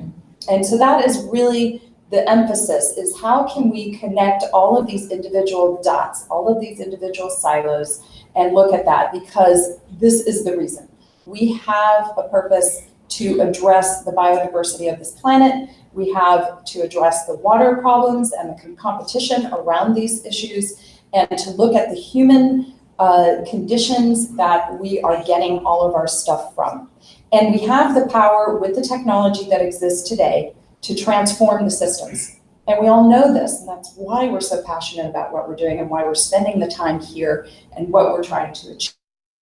But data is a mess, okay? When we look at the data landscape, it is just a massive swarm of big data, little data, all data, this kind of data, that kind of data, and it is very hard to make sense of contextual relationships, of the differences between different industries, the differences between, you know, where are the gaps in the marketplace, where do we have too much, how do we project, and that relates to all aspects of sourcing, of investing, and basically interacting and creating these solutions. So when we start to look at this human condition and we start to look at the manufacturing that's going on in the world, data is more and more important to corporations. And as we heard from Miriam earlier, this tracking of these metrics are fundamentally important, and that the certifiers and the standards, I'm in total agreement with her, need to be separate from the technology. So we are not seeking to replace that.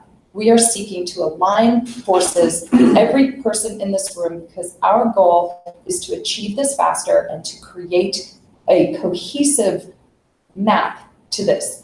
And we believe that this is possible so we can transform the world and keep us from swimming in the garbage that we're creating, and to make use of all of the materials.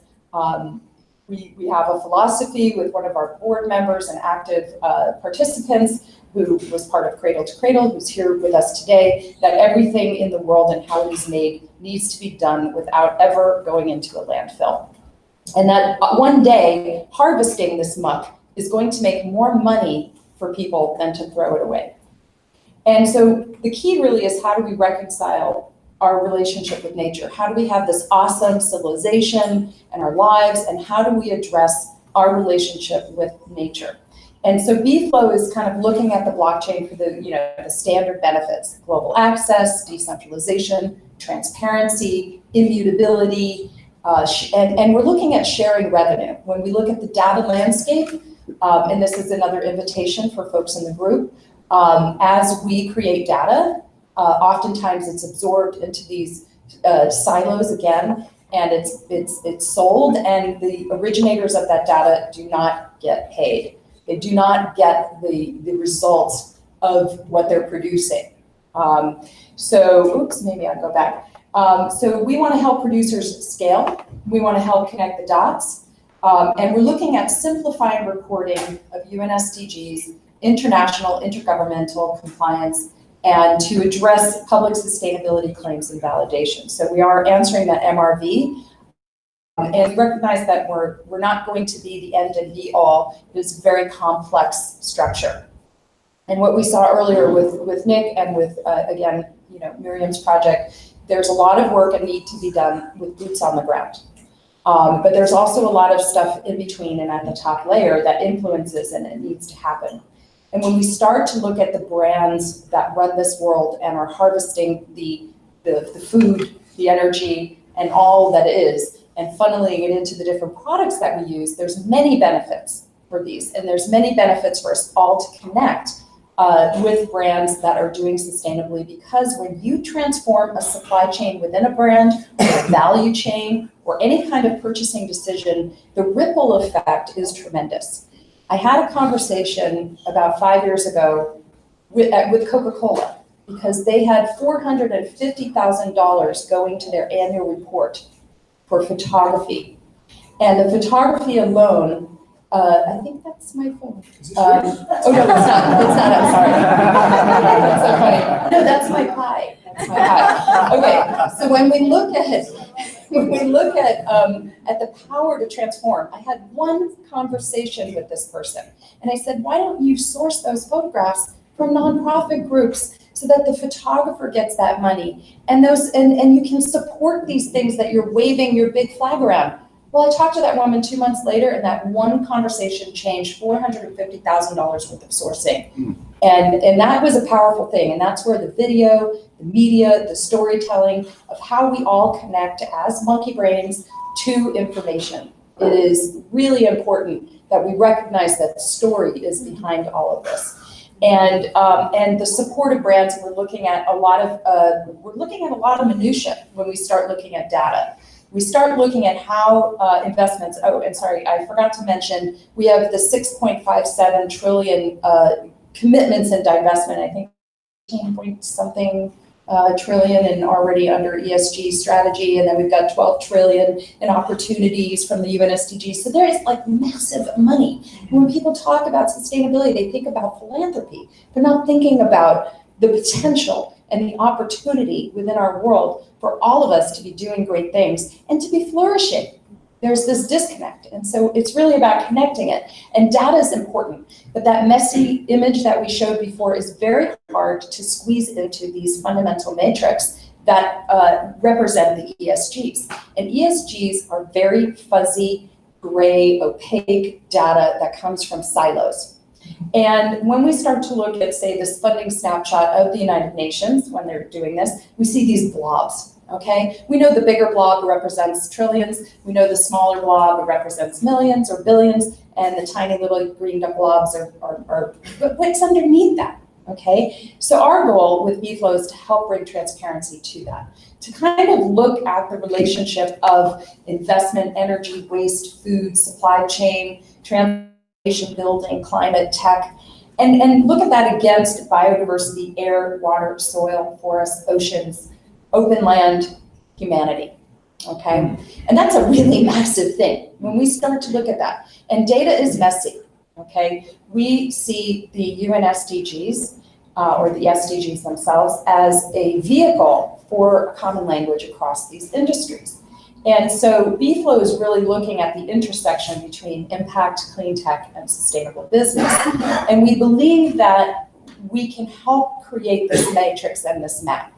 And there are many companies that are doing the heavy lifting with supply chain. Energy is super easy to quantify. Some other things are very difficult, and we don't have all of that, and we have a lot of different standards. And then we look at how are people collecting data. What are the different vehicles? Mobile is providing access for billions of people. When we start to look at Africa, every single person has, I think there's 2 cell phones for every person in Africa. So it's kind of an interesting world that we're living in. And when we start to look at the lives of all the people that we're affecting, and we start to look at supply chain and the complexity, we realize that we're not there to answer that particular supply chain question, but we're here to help scale those solutions. We're here to help create those maps. We're here to help create the visualizations that are required to connect the dots. And quantifying this is extremely complex. And so there's places that our technology can be injected within other systems that we're seeing could be the added value versus trying to replace these systems. So we believe, when we look at provenance, I don't know if is Harini in the room? Okay, that is a wonderful, wonderful supply chain. They've been working on it for 3 years. Why would we want to enter that game and create another supply chain? Can we complement that supply chain? Can we create an added value for that supply chain? Can we bring business to that supply chain? Can we create complements to one another? Can we bring business to one another? And that's really what we're doing. And this is an example. I did this for you, Marianne, because this was one of the Hack for Climate use cases, which actually informed us quite a lot on the complexity of how do we deal with slavery, how do we deal with carbon metrics when we're looking at something fundamental as cocoa within a conflict region. So it was an incredibly informative study that we did that in some ways was a failure and in some ways was a success. And it was a success because of the learning that we did. It was a success to show us the complexity and the importance of finding how do we combine human interaction. And the thinking that also involved when you're looking at electrons, there's a lot of energy projects in this group. And that's because energy is low-hanging fruit. It is easy. Slavery is much more difficult to quantify. It is a very difficult piece of metrics to gather. And one of the things during gold standards exercise that we were informed about had to do with how can we combine data with satellite images and meteorology reports and all of the different elements that might combine to give flags for companies or entities, small farmers that are cheating the system. And then one of the other thinking pieces that came in, not necessarily so relevant to this project that had to do with how do we then also protect the people who are in conflict regions when they need to report things like slavery, and the importance of having identity systems, but also the importance of protecting these people. So these are all considerations that we've been taking within this. And I'm going to go into some use cases of what we're working on. So BFlow is, again, not about reinventing the wheel. It's not about being a supply chain. It's not about being an energy grid. It's really about creating a system for compliance around these MRVs and to do so across the board in a way that complements existing systems. And we're standard setters, we're not rating systems, we're not inventing a new thing. We believe that working within the current paradigm is going to enable us to scale these solutions very quickly. So one of the pilot use cases has to do with a company that is planting trees, and they have these barcodes on the trees. And they give money to people who go and collect the barcode information. So it's creating opportunity for people, and it's also creating carbon credits for companies. So corporations can buy trees, they can have them planted, they can have them tracked. And basically that will then create these mechanisms that we can track this and be serving human and others. Another use case has to do with finances and how finances move through systems. We have major entities like banks that are moving through massive amounts of money. When you look at, say, the World Bank, how do you ensure that money is getting to where it needs to be? So we might have spotty information in different places, and is there a way to help facilitate the tracking around some of these things? One of the other use cases has to do with volunteerism. We have a partnership with a group called CauseCast, which currently does the volunteer engagement with major brands. Where are you spending your philanthropy money? How are you onboarding your nonprofits? What is the due diligence process, and so on. And so they have a system that they've created that we believe is really interesting. And volunteerism is super fuzzy. It's very different than electrical grids. Another one has to do with education. We have two projects that we're modeling. One has to do with the San Francisco school system and building and certain programs. And another one has to do with the Bay Area Green Tours and team building that LinkedIn does with food companies. So this is super fuzzy data. We have a major corporation. They put it in their annual report that they're doing all of these engagements, and we are helping develop a solution that will help track that and give them that credibility. And the thing that BFlow is really about is creating a mechanism for compliance. And so we're building this third-party validator network where all of the auditors, the certifiers, the NGOs will be the deciders of the future of that space. Our intention over time is to create a self-governed network.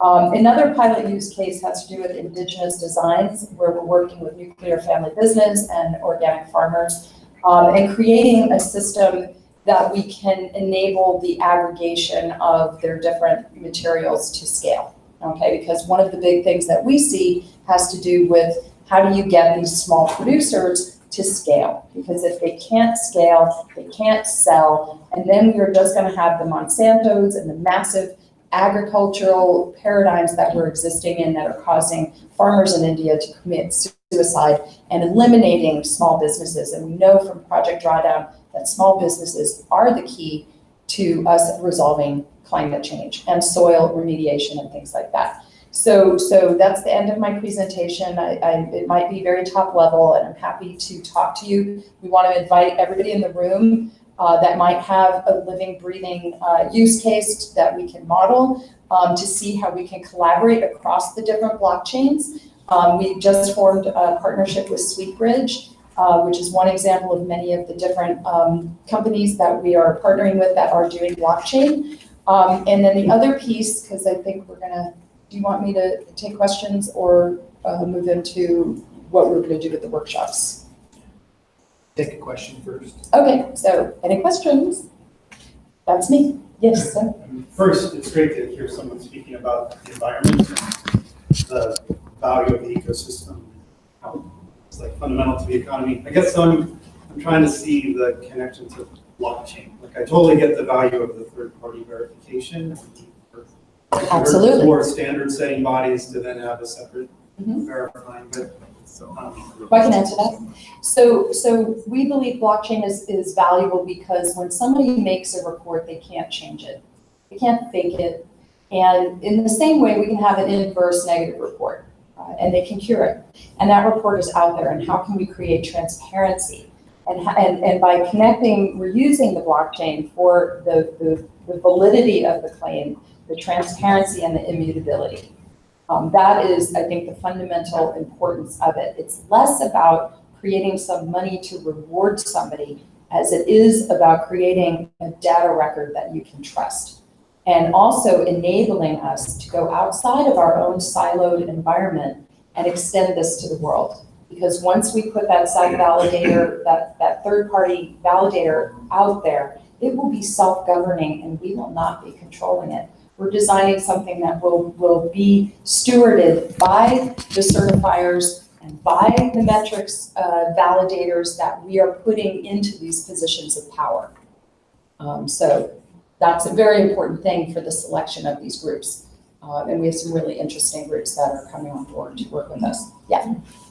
Seems like you're tackling a lot of really interesting social impact topics in a lot of different arenas. I was wondering if you see any obstacles in scaling to meet the needs of so many different social impact directions. Well, so, you know, it's interesting because I did a talk in New York at Women in Blockchain, and everybody had heard me speak, and they're all like making these assumptions. So when we did the questions, it was great to kind of parse through that. We're actually creating a super simple solution, and we're not replacing the existing paradigm of the gold standards or the PwCs that exist or the different certifier groups. And those problems are different in different groups, so that it's really about creating a technical tool that can complement the work that already exists. I hope I answered that question. Anybody else? Right. So the one thing I'm going to get, we thought that we were very ambitious with this session.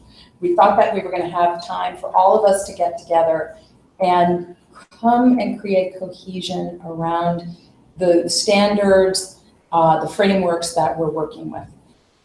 We have created a system that we're just kind of still forming, and we thought that we're going to go around the room and keys and have everybody kind of contribute what happens after the UN SDGs. You know, what happens after the SDGs and what are the metrics that people are needing to collect and the frameworks that people are working with. I don't know what time we're going to have to do any of that, if any. Are we done with that vision?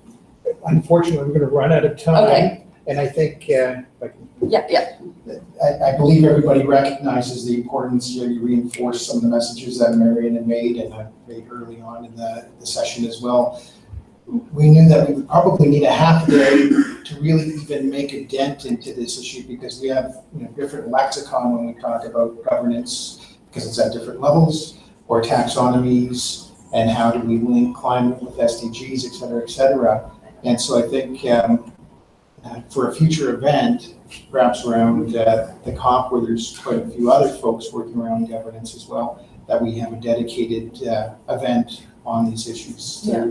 I think we Sooner need a better. retreat. I think we need a retreat. Yes. There's one thing that I think we could accomplish really quickly, okay? And I don't know if we can get on Slack to access a visual, but basically when you look at this, at the metrics framework that was given us by, it's on the UN site, and it's that spreadsheet we're all looking at, you know, of the approved UN SDGs. There is a code for the indicators, but there is no code for the other levels. And when we start to look at data, we're all going to be putting in our own codes. If we could agree on those codes, then what can happen is we can intersect our data together and we can share data. And what we're doing in our company, if we can work with your data to help find customers for those reports, we will pay you fees from those reports. Okay, we can share data and vice versa. You can be accessing our data and selling it, and we share fees from that. That's the intention. That's what we're looking to create. And from that, we can hopefully create that matrix that will connect all of these dots, because BFlow is not going to do that alone. I mean, this is such a massive problem that if 1,000 of us are successful, we're all going to be just fine financially, okay? And it's really about how do we create that mycelium network that connect the dots around this, this data. So I want to encourage us, we're going to put up our technologist, Gary Fitz, took a stab at putting those codes in. We're going to put it up on the Slack and see if we could all at least agree on those top level codes. And then we can start digging into this governance. There's some suggestions of some of the different things, and we're going to have some kind of a survey so that we can look at who's using what, who thinks we should use what, because every single industry is different, and there's a reason for it, okay? We're not going to create a common thing that everybody's going to adopt. That is just a fallacy in our imagination to think that you can turn the world and what exists. So we have to look at what is working on the ground, and then we can come up with better solutions. I'm not saying somebody's not coming up with a better solution. I just think for us to expect the world to go and adopt our solution and not be looking at what's being used is like, you know, like again, Miriam, you're a star here. I'm just bringing in all your stuff. She had mentioned, you know, 15 years of knowledge. It's like we want to use that knowledge, and we need to do that because we're such a tiny percentage that are on the blockchain. So we're going to post that spreadsheet, and thank you, Gary Fitz, who's not able to be with us today because he hurt his knee, for doing that. And thank you for having me. All right.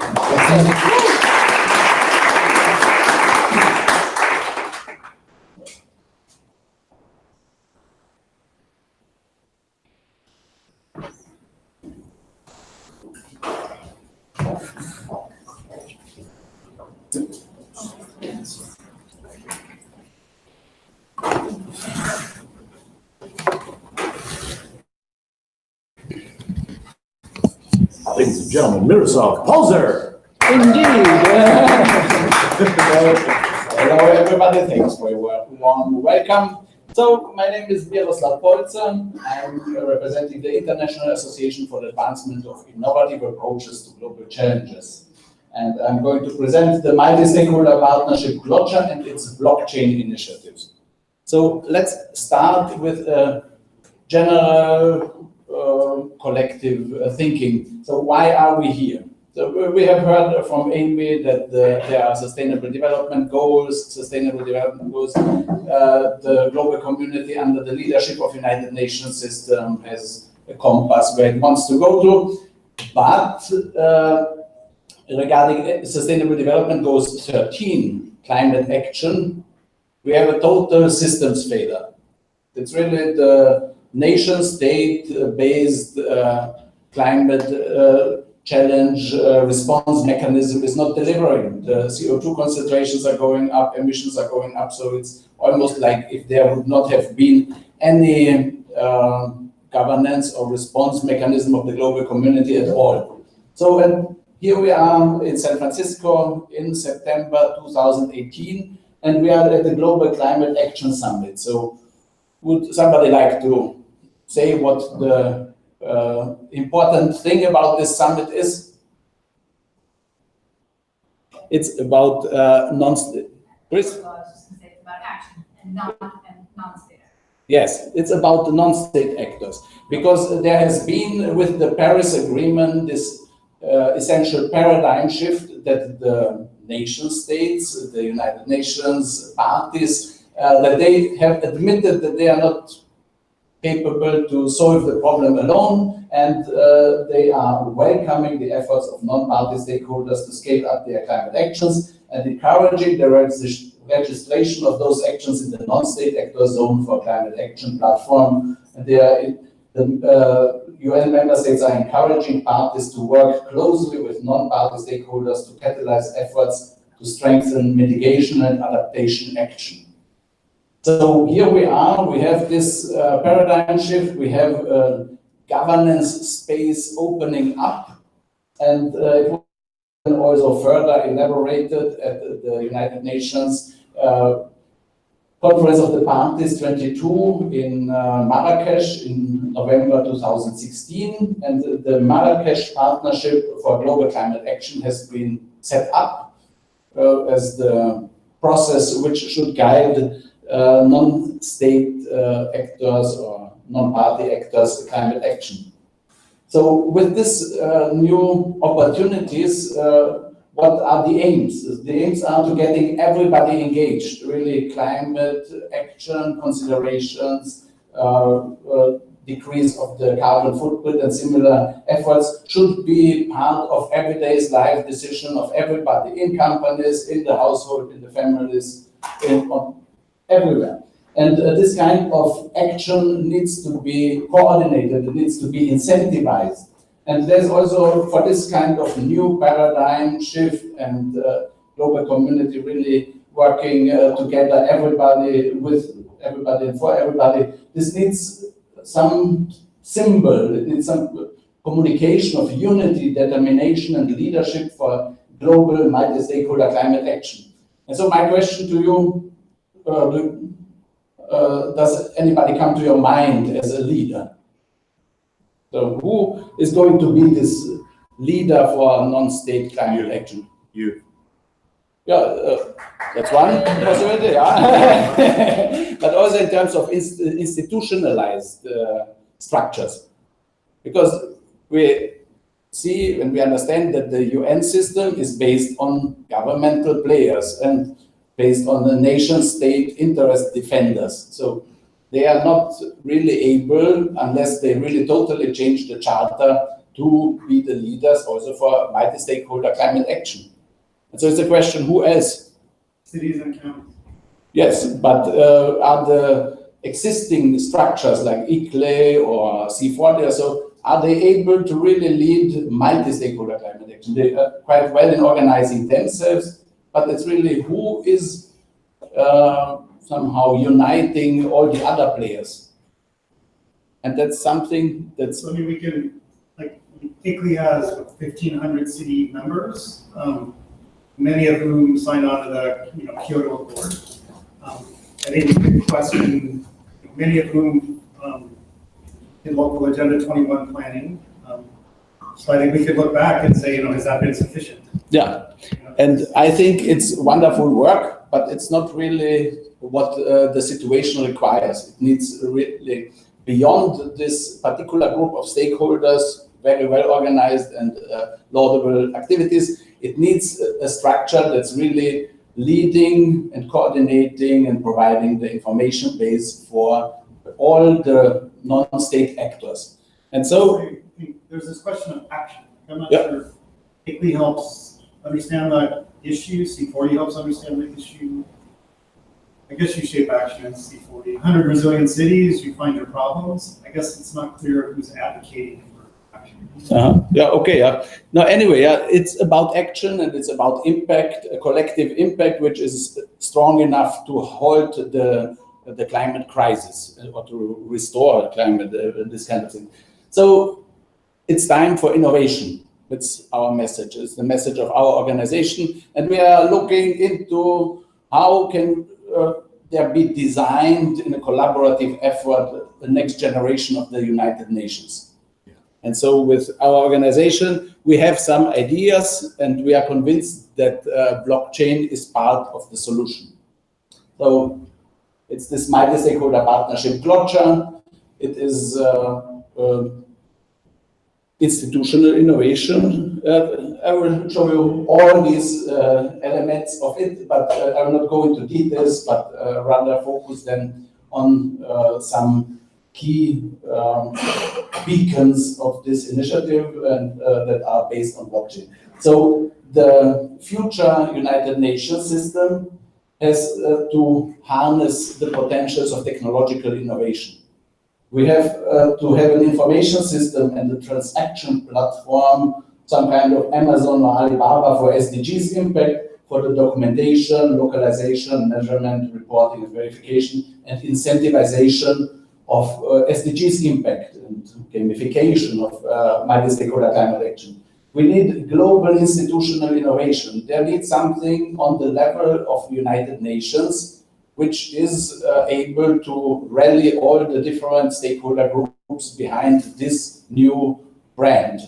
And so we have developed the Glotcher Global Challenges Foundation as a multi-stakeholder partnership, and the foundation is a 501c3 organization, which has as its purpose to support the United Nations and Sustainable Development Goals documentation, and it's based on global commons management, resource management principles, so that all the partners in this partnership are co-owners of the resources that are being mobilized, and that the resources, the technological infrastructure, the institutional infrastructure that is created has to be managed on behalf of whole humanity and also future generations. So this is the global institutional innovation. Another institutional innovation is are the Glotcher Global Challenges Centers. We need on the local level, in a distance that is reachable by everybody, some kind of physical space and co-working space where young people can get access to the internet, access to knowledge, best available technology, and funding for local social entrepreneurial action, and that contributes to the Agenda 2030, especially climate action.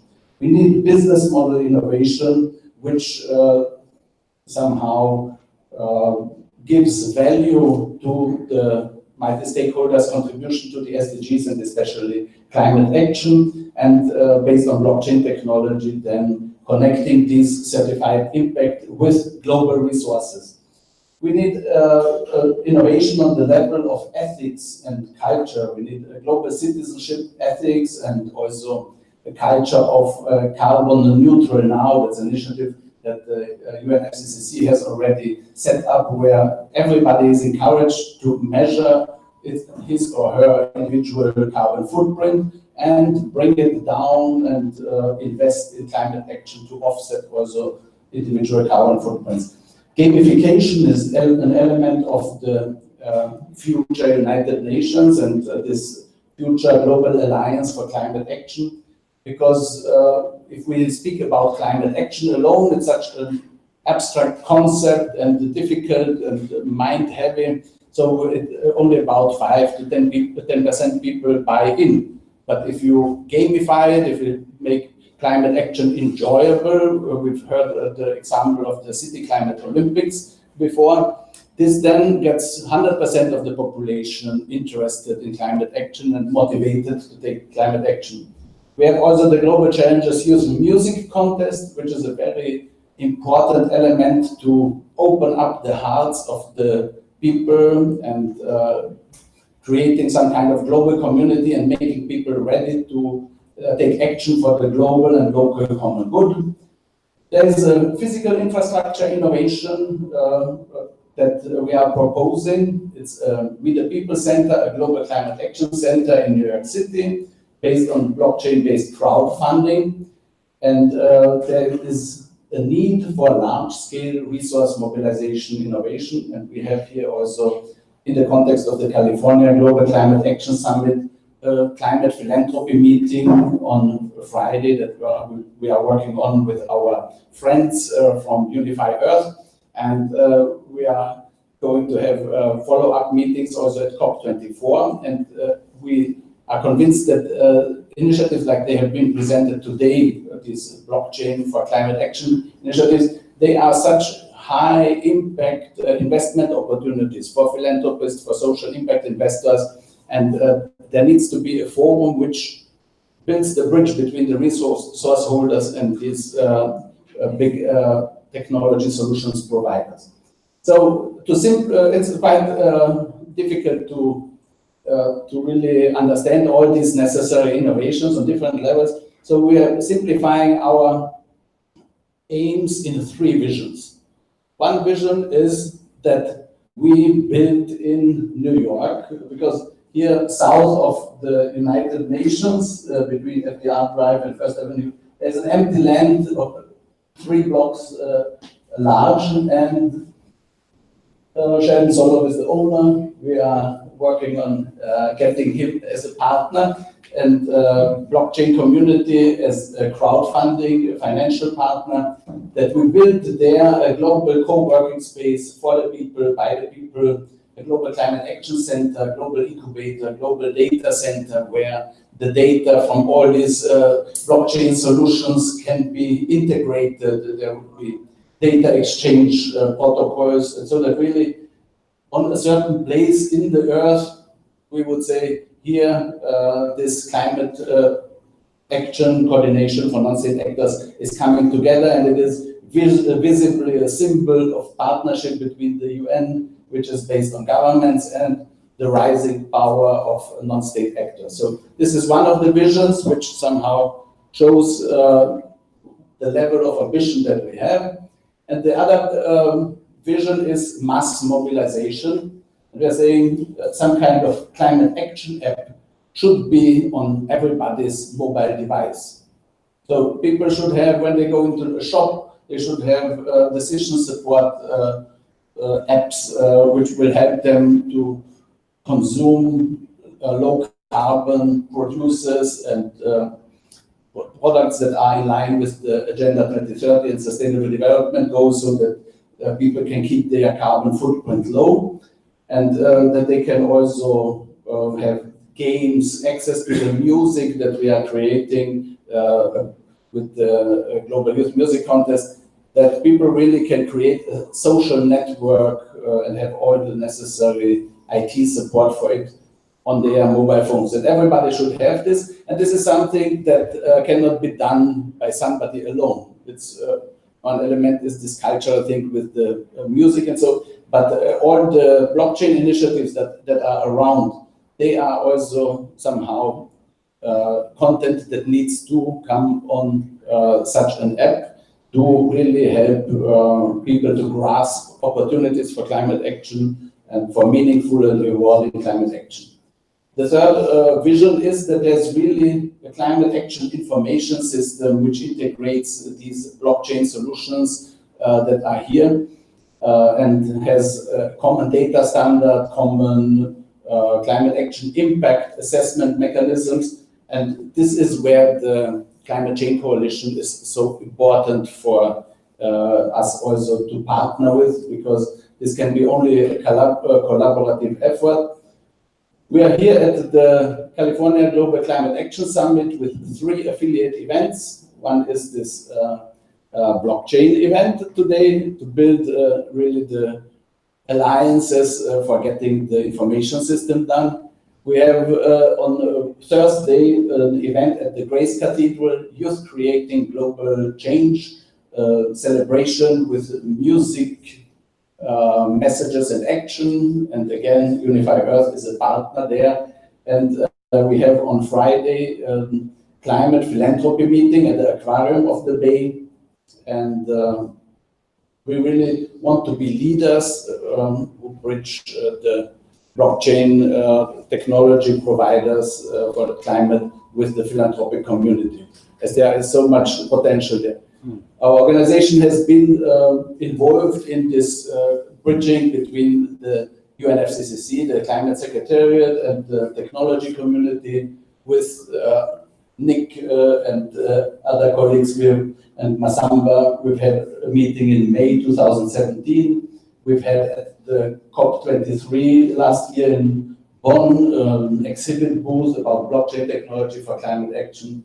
We have been one of the founding members of the Climate Change Coalition in Paris. And there are huge cooperation potentials, especially in the field of resource mobilization. Tom will be with us, and for the next event that will be then at COP24, perhaps in Vienna or in Poland, we will then send out also invitations to the Climate Change Coalition community to see who would like to be highlighted and showcased there as an investment opportunity. And we've heard today wonderful examples of really very impactful blockchain for climate initiatives. We have global standard setting is a very important element. As Marian has mentioned, it cannot be done by the technology providers. It needs to be a neutral body. And here again, Climate Change Coalition could facilitate things. And the Global Climate Action Center in New York that we are proposing, we hope it would be also the Secretariat of the Climate Change Coalition would be hosted there, and other activities there. And together we are learning, because the Climate Change Coalition is a multi-stakeholder partnership. It's a new type of institution, and GLOCHA is also a multi-stakeholder partnership. And the future of global governance and of United Nations is in this multi-stakeholder partnership formula. And together we will find how this kind of structures can connect with the official UN system, but also with as many people on the ground as possible. And with this, I conclude and hand over to Ari, who is partner the president of GLOCHA Foundation New York, but also working with Unify, and he will build some bridges then to Unify Earth. You can go back to that slide. Which one? No, you skipped over it with the 5 Ps. I saw the 5 Ps. Yeah. Yeah, here we were also together. Yeah. So while Arnold's, my colleague Arnold is setting up, I just want to thank you all for being here. Not only are you working in the blockchain space, but you're working in the sustainable development space. And I think that we all have to know that unique challenge of working within the outside world there.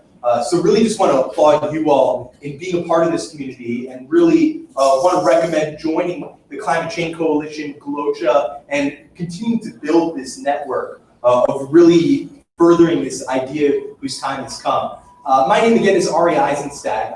I've been a civil society representative to the United Nations since the Sustainable Development Goal negotiations. And I've had the opportunity for the past couple of years to lecture and lead workshops at universities like Harvard and Stanford and Berkeley and MIT. And in so many cases, I get to be that first person to teach people about blockchain and the Sustainable Development Goals. So again, I understand and can empathize with the challenges that we all face as a community, and want to implore you all to continue this good fight. My background is in social venture capital and investing in startups, and particularly blockchain startups, since 2013, and really have been seeing this transformational technology, and have since worked with different civil society groups, with GLOCHA and UN agencies from New York to Geneva to Vienna and globally. I currently am at the University of Hawaii at the Center for Future Studies. They're working on my PhD. And I want to talk about Professor Jim Dater has this analysis of these 4 futures outcomes that we have after decades of research around that. And there are these 4 scenarios that I'd like to briefly share. The first one is collapse. And this is really everything falling apart. And this is something that we can think of a lot with our climate challenges. What would happen if we do nothing? So we don't need to talk about that too much. I think we're inundated with that. The next is discipline. And this is really not quite reaching our goals. And we have to get into some survival mode, what it means to revert back to previous times. And I think that's a really dark setting. The next is continued growth. And this is just a linear growth. This is what the majority of governments and businesses are imagining what their futures look like. It's just a steady, predictable future. But the fourth is really transformation. And I think that this is really exciting. This is a new revolution, a paradigm shift, completely shifting our mode of growth into an exponential curve. And I think, again, that's where we are right now, and why it's so exciting, again, to be a part of these communities, to be here in San Francisco for the Global Climate Summit, and to be working with these organizations.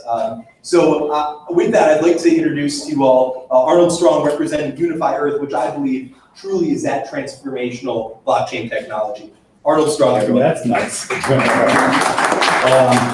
Okay, so is this, yeah, that's good. Okay, so my name's Arnold Strong. As Ari mentioned, it was April 22nd here in San Francisco that Ari and I did our first actual sort of launch of Unify Earth via a live stream we did here. And then, of course, immediately afterward, he walked me past the building where the United Nations Charter was signed here in San Francisco. We then reconnected in the United Nations, and then that's where we were just last week before I got in here. I'm gonna walk you through this real quick because we've all got an end of day to wrap, but I will just tell you right off the bat, this has already been an extraordinary day just to be in this sort of circle of peers and to hear the beautiful visions that everyone's been like mapping out of what their values are and what their visions are and what the challenges each one of us face. To echo what Ari just said, in our latest ebook, somebody actually, was Jacob, actually grabbed it when I said sort of off the cuff, I said, you know, we really believe that we're at a tipping point where we can enter either a Philip K. Dick Blade Runner world where it's all about scarcity and bleak survival, or a Gene Roddenberry Star Trek future where technology is leveraged on behalf of everybody and actually there's global prosperity and we can truly move beyond this, you know, as Yoda would say, humanist beings are we, not this crude matter. We can get past this, you know, earthly frame that we are and really start to become galactic beings. I know that that sounds really sort of aloof, but the reality is that just yesterday, a year ago, my personal mentor and beautiful being of light left to return to the stars. That was Lieutenant Colonel Jim Chen, and a lot of people remember him as sort of comically played by Jeff Bridges in the movie The Men Who Stare at Goats. He's the guy that literally led the Army's remote viewing program. And he was really, he was the guy that created the cartoon Captain Planet, and he was really just sort of a visionary about really believing that Go Planet is what we really ought to do. We're all about sustaining and focusing and preserving this pale blue dot that Carl once coined. So we're Unify Earth. We believe that we're, to date, we're the one scalable blockchain 3.0 platform with full security and customization. We really believe that we're values, we like to think that we're values first and values forward. We only want to partner with people and organizations and governments that focus on sovereignty and focus on the 17 Sustainable Development Goals. We've literally woven them into everything we do. If you're not in sync with and in support of the 17 Sustainable Development Goals, really don't want to necessarily find a partnership with you, because we think that if we can get 193 nations to date, you know, to agree on something, that's sort of a big deal, and maybe, you know, that's something that the Earth and its governments are doing right.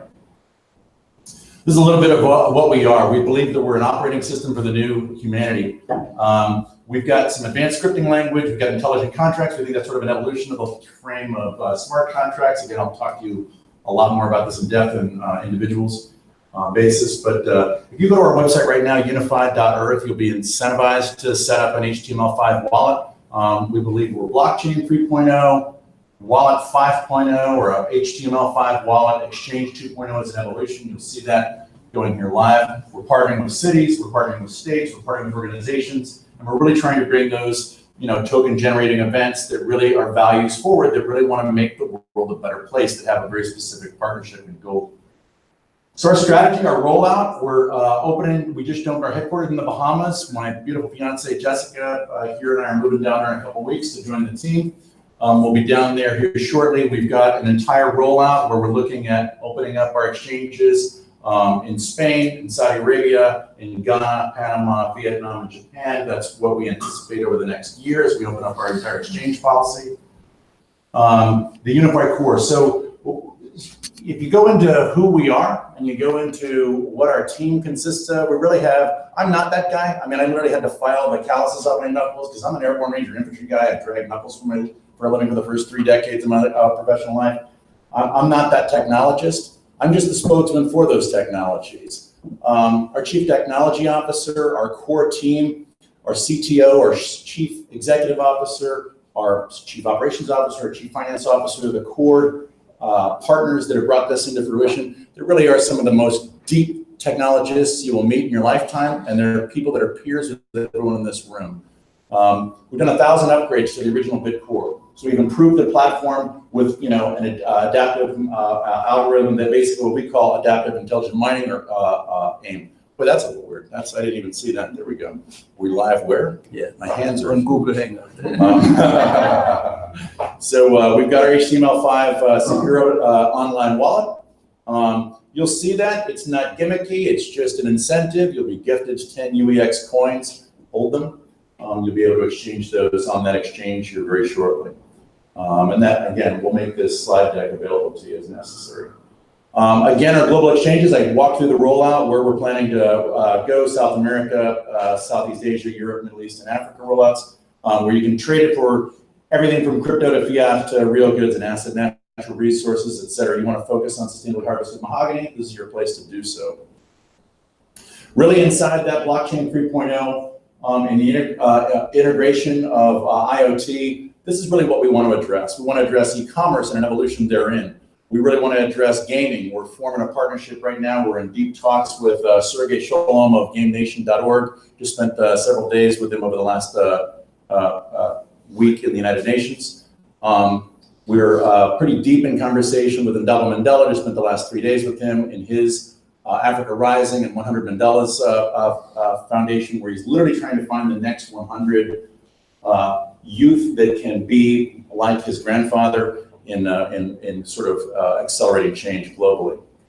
We see a real social impact here of decentralization, focusing on the Earth's natural resources, single source of truth and all representation, everything that everyone's talked about the blockchain being, that's what we truly believe it is. It literally is a place where we don't think we're entering the blockchain era, we think we're entering the era of truth. And the reality is when you can immutably prove something incontrovertibly and hold that data so that it can't be changed, can't be counterfeited, there are no double spends, we can literally come into an era where there's an awful lot more access to truth in everything that we do.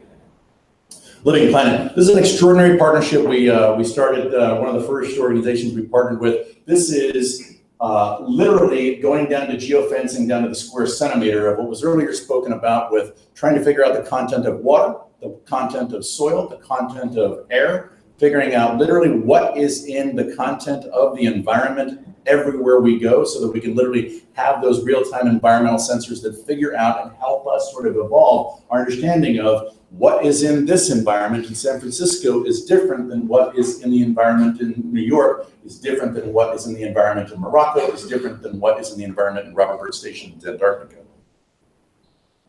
Some of our other partnerships, so as I mentioned, we're very forward in the United Nations Office of Partnership. Spent the last week with Will Kennedy, Public Foundations, Sergio de Cordoba, an extraordinary guy that a lot of people in the room already know. I think that guy's a bit of a cyborg. I mean, like, he doesn't sleep. He just goes nonstop. We partnered with Micron for Silica. Hop Sports and Connect Hub are two of our first major partnerships. You'll see that on our website. Hop Sports is Tom Root's vision. Tom Root literally puts together a Connex trailer stocked with and organized with athletic equipment, has trained, trainers that get inside there with a basic philosophy, going overseas and realizing children plus athletics equals peace. You give the kid a cricket bat, he's not going to pick up an AK. And so that is already made, he's making the difference in 4 million children's lives already. We want to hyper accelerate that, get that into teachers, get that into more children, get that into more countries so we can make an even broader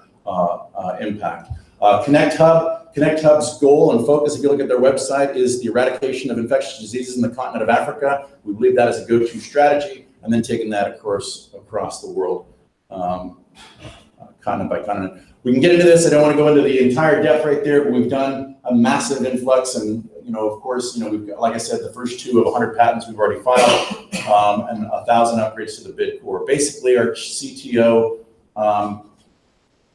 found some of the cracks in the firmament, to get a little Shakespearean on you, and realized that there were some challenges in some of the core technologies in blockchain, some of the core providers of blockchain, and basically called some of the errors that we've just seen transpire over the last couple of weeks well in advance and try to warn them of such. We're literally sort of told to pound sand, and it's like, okay, you know, we saw what happened. And again, that just continues going through there. Connect with all of us, that's us. You can get with me, I've got business cards for every one of you, I've got a couple stickers if anyone wants to put a Unify Earth sticker anywhere they want to go, respectfully of the graffiti environment here in San Francisco. This isn't my city, it's your city. But we're here, we really believe that we're in a fundamental upgrade. We believe that really the upgrade is here. We're making a series of announcements at the United Nations on the morning and afternoon into the evening of the 24th. Where Bo Rinaldi, our Chief Executive Officer, is going to be speaking along with some of our core partners. I mentioned Dava Mandela and Sergio of Public, and we're working in collaboration with them. We would, I would very briefly like to just make sure that we remind everyone here that that evening concert at Grace Cathedral is Thursday night. We encourage you all to come and join us. We're going to have an extraordinary evening right there, but then we also have our humanitarian breakfast at the Aquarium of the Pacific. That's going to be on Friday. We're working with Miroslav to host and sponsor both of those events. We'd love to see you guys. This is sort of a business environment. I promise I do sometimes take off my tie, and we can be a little more chill and we can talk a little bit more socially. But I will remind you, as I'm a retired United States Army colonel, I got back in to the Army. I got out as a captain. I got back in. I came in on September 12th, right after September 11th. I was eventually, matriculated back into the armed services later in 2002. Immediately deployed to Afghanistan in 2003, went to Iraq in 2004-05, Afghanistan again in 2006-07, Afghanistan again in 2010. I say that not to say I'm cool. I say that because, like, I have never been on a greater mission than what I'm working on right now.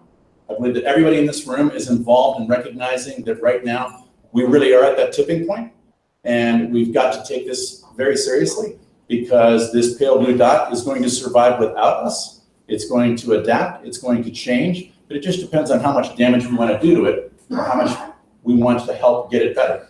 And so we can either be part of the solution, or we can just ignore it, like so many of our peers here on the planet are doing, and we can just allow this to go by, this moment to go by, or we can take it forward and work to preserve this beautiful, beautiful, beautiful planet that we've got on behalf of everybody, on behalf of our children's children's children's children. I believe that everyone here is aligned in that. So with that, we're Unify Earth. The upgrade is here, and I really appreciate your time, and remember the following.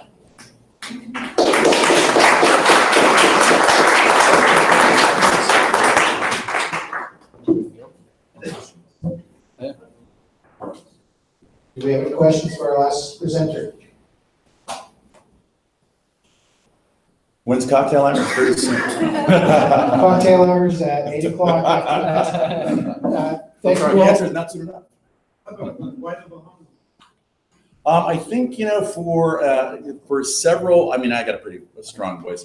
So for planting our flag there, obviously for recognizing an awful lot of financial security, we can operate there with, a third of the top 100, banks in the Western Hemisphere headquartered there. We've got access there. We also have the opportunity we're going to build out our first smart city there as a proof of, right now the Caribbean is sort of positioning itself as sort of crypto K, if you will, the sort of, you see what's going on in Grand Cayman and Bermuda, certainly in Puerto Rico, in conversing with the Bahamian government, and really with the island of Grand Bahama, that which is closest to Florida.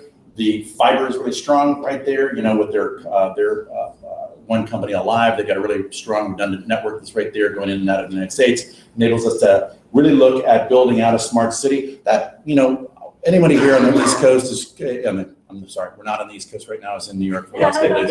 Haven't slept much. The hurricane is getting ready to hit Virginia pretty hard right now. Irma blazed its way through the Caribbean a couple years ago and literally, decimated the land of my fiance's father's land, Puerto Rico. Hit really hard. It also hit the Bahamas really hard. I was there just 2 months ago, and that economy is like in need of an infusion. There is an awful lot of native talent that is leaving in order to go find opportunities in the United States, and too often they go to the United States and never come back. And so we're trying to incentivize that, build a real strong Bahamian technologist community there, and see, even though I'm the expat down there, I think that, we really want to sort of lift up rather than handhold and just say, okay, serious, go for it. Yes, ma'am. You just mentioned 100 banks. Yeah. Kind of like Can you talk about that? Like, is that Bahama banks and what does that relationship look like? So I just think that I'm just talking about access to finance. There's an awful lot of, financial institutions that are headquartered there in the Bahamas for obvious reasons. Yeah, exactly, of course. Yeah. So are they trying to be the next Puerto Rico, crypto Rico, or? Well, I think that if you look at what's tried and failed and what's actually tried and succeeded in Puerto Rico, I'm hoping that, I'm a U.S. citizen. I'm a former Army officer. I certainly want to encourage wherever there is, prosperity to grow, but I think that the opportunity is pretty ripe there in the Bahamas. Especially with. Yeah, well, we prefer to be as agnostic as possible, and that is incredibly hard for me, so please don't get me to start talking about it. Anybody? Yeah, so we hope to see you on Thursday night at Grace Cathedral, and also there at our breakfast at the Aquarium of the Pacific, where we can talk more about this. And then if you're in, a couple of us are actually going to be in the United Nations next week. We would love to see you on the 24th. It's going to be a fun night. It's going to be some very cool announcements made and some very cool partnerships announced, and it's going to be a good party that night too. So, and especially if you're a vegan, because our CEO is really one of the founders of the vegan movement, and he's really strong in making sure, like he says, hey man, we ain't gonna be serving up eggs and bacon is all I gotta say. So enough said. Okay, thank you so much.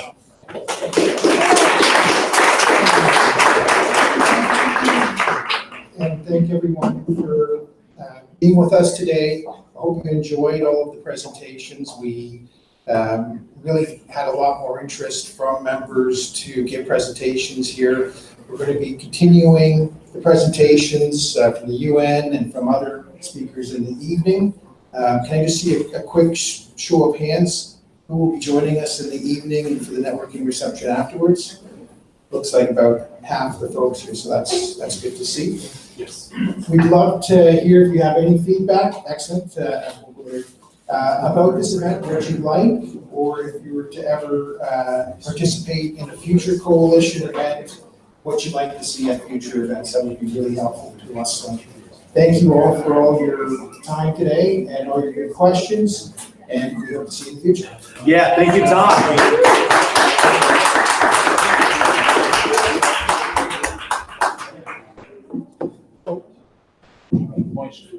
We have one final thing to do. Our colleagues from Mexico have created some coalition pins that they're prepared to share with everyone. And so if you'd like to have a coalition pin. Yeah. Thank you very much. Thank you. Oh, if you're, I don't have a lot, but if you're a member, please take one. Okay. I'll take mine and yours. And Ken, we haven't had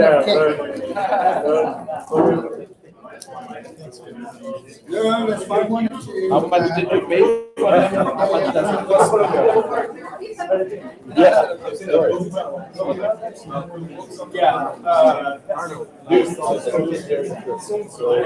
Oh, really? Yeah, I'm sure I will be my favorite broadcast meetings and my favorite delivery yeah, definitely. So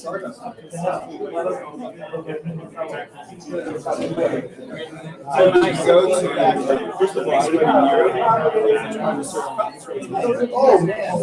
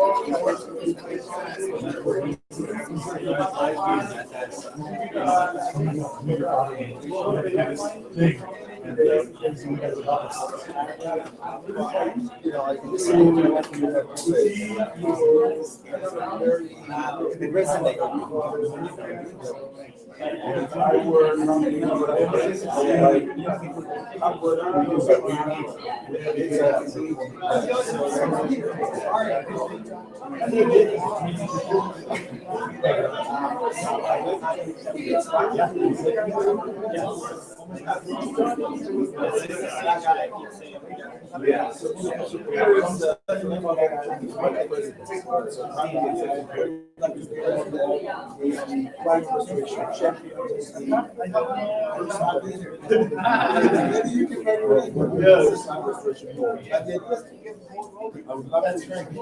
MIT, and their position here is for. Hello, Simon. In Poland, we are next to climate change coalition event. I'm gonna just go and then come back at 6 or shortly after. See these nice pins? I did. I got one. So I'll scoop up any extras later. I'm ready. Yeah, a lot of software. I used to run the regular a lot. I was that's why I was wondering where but here you go, the same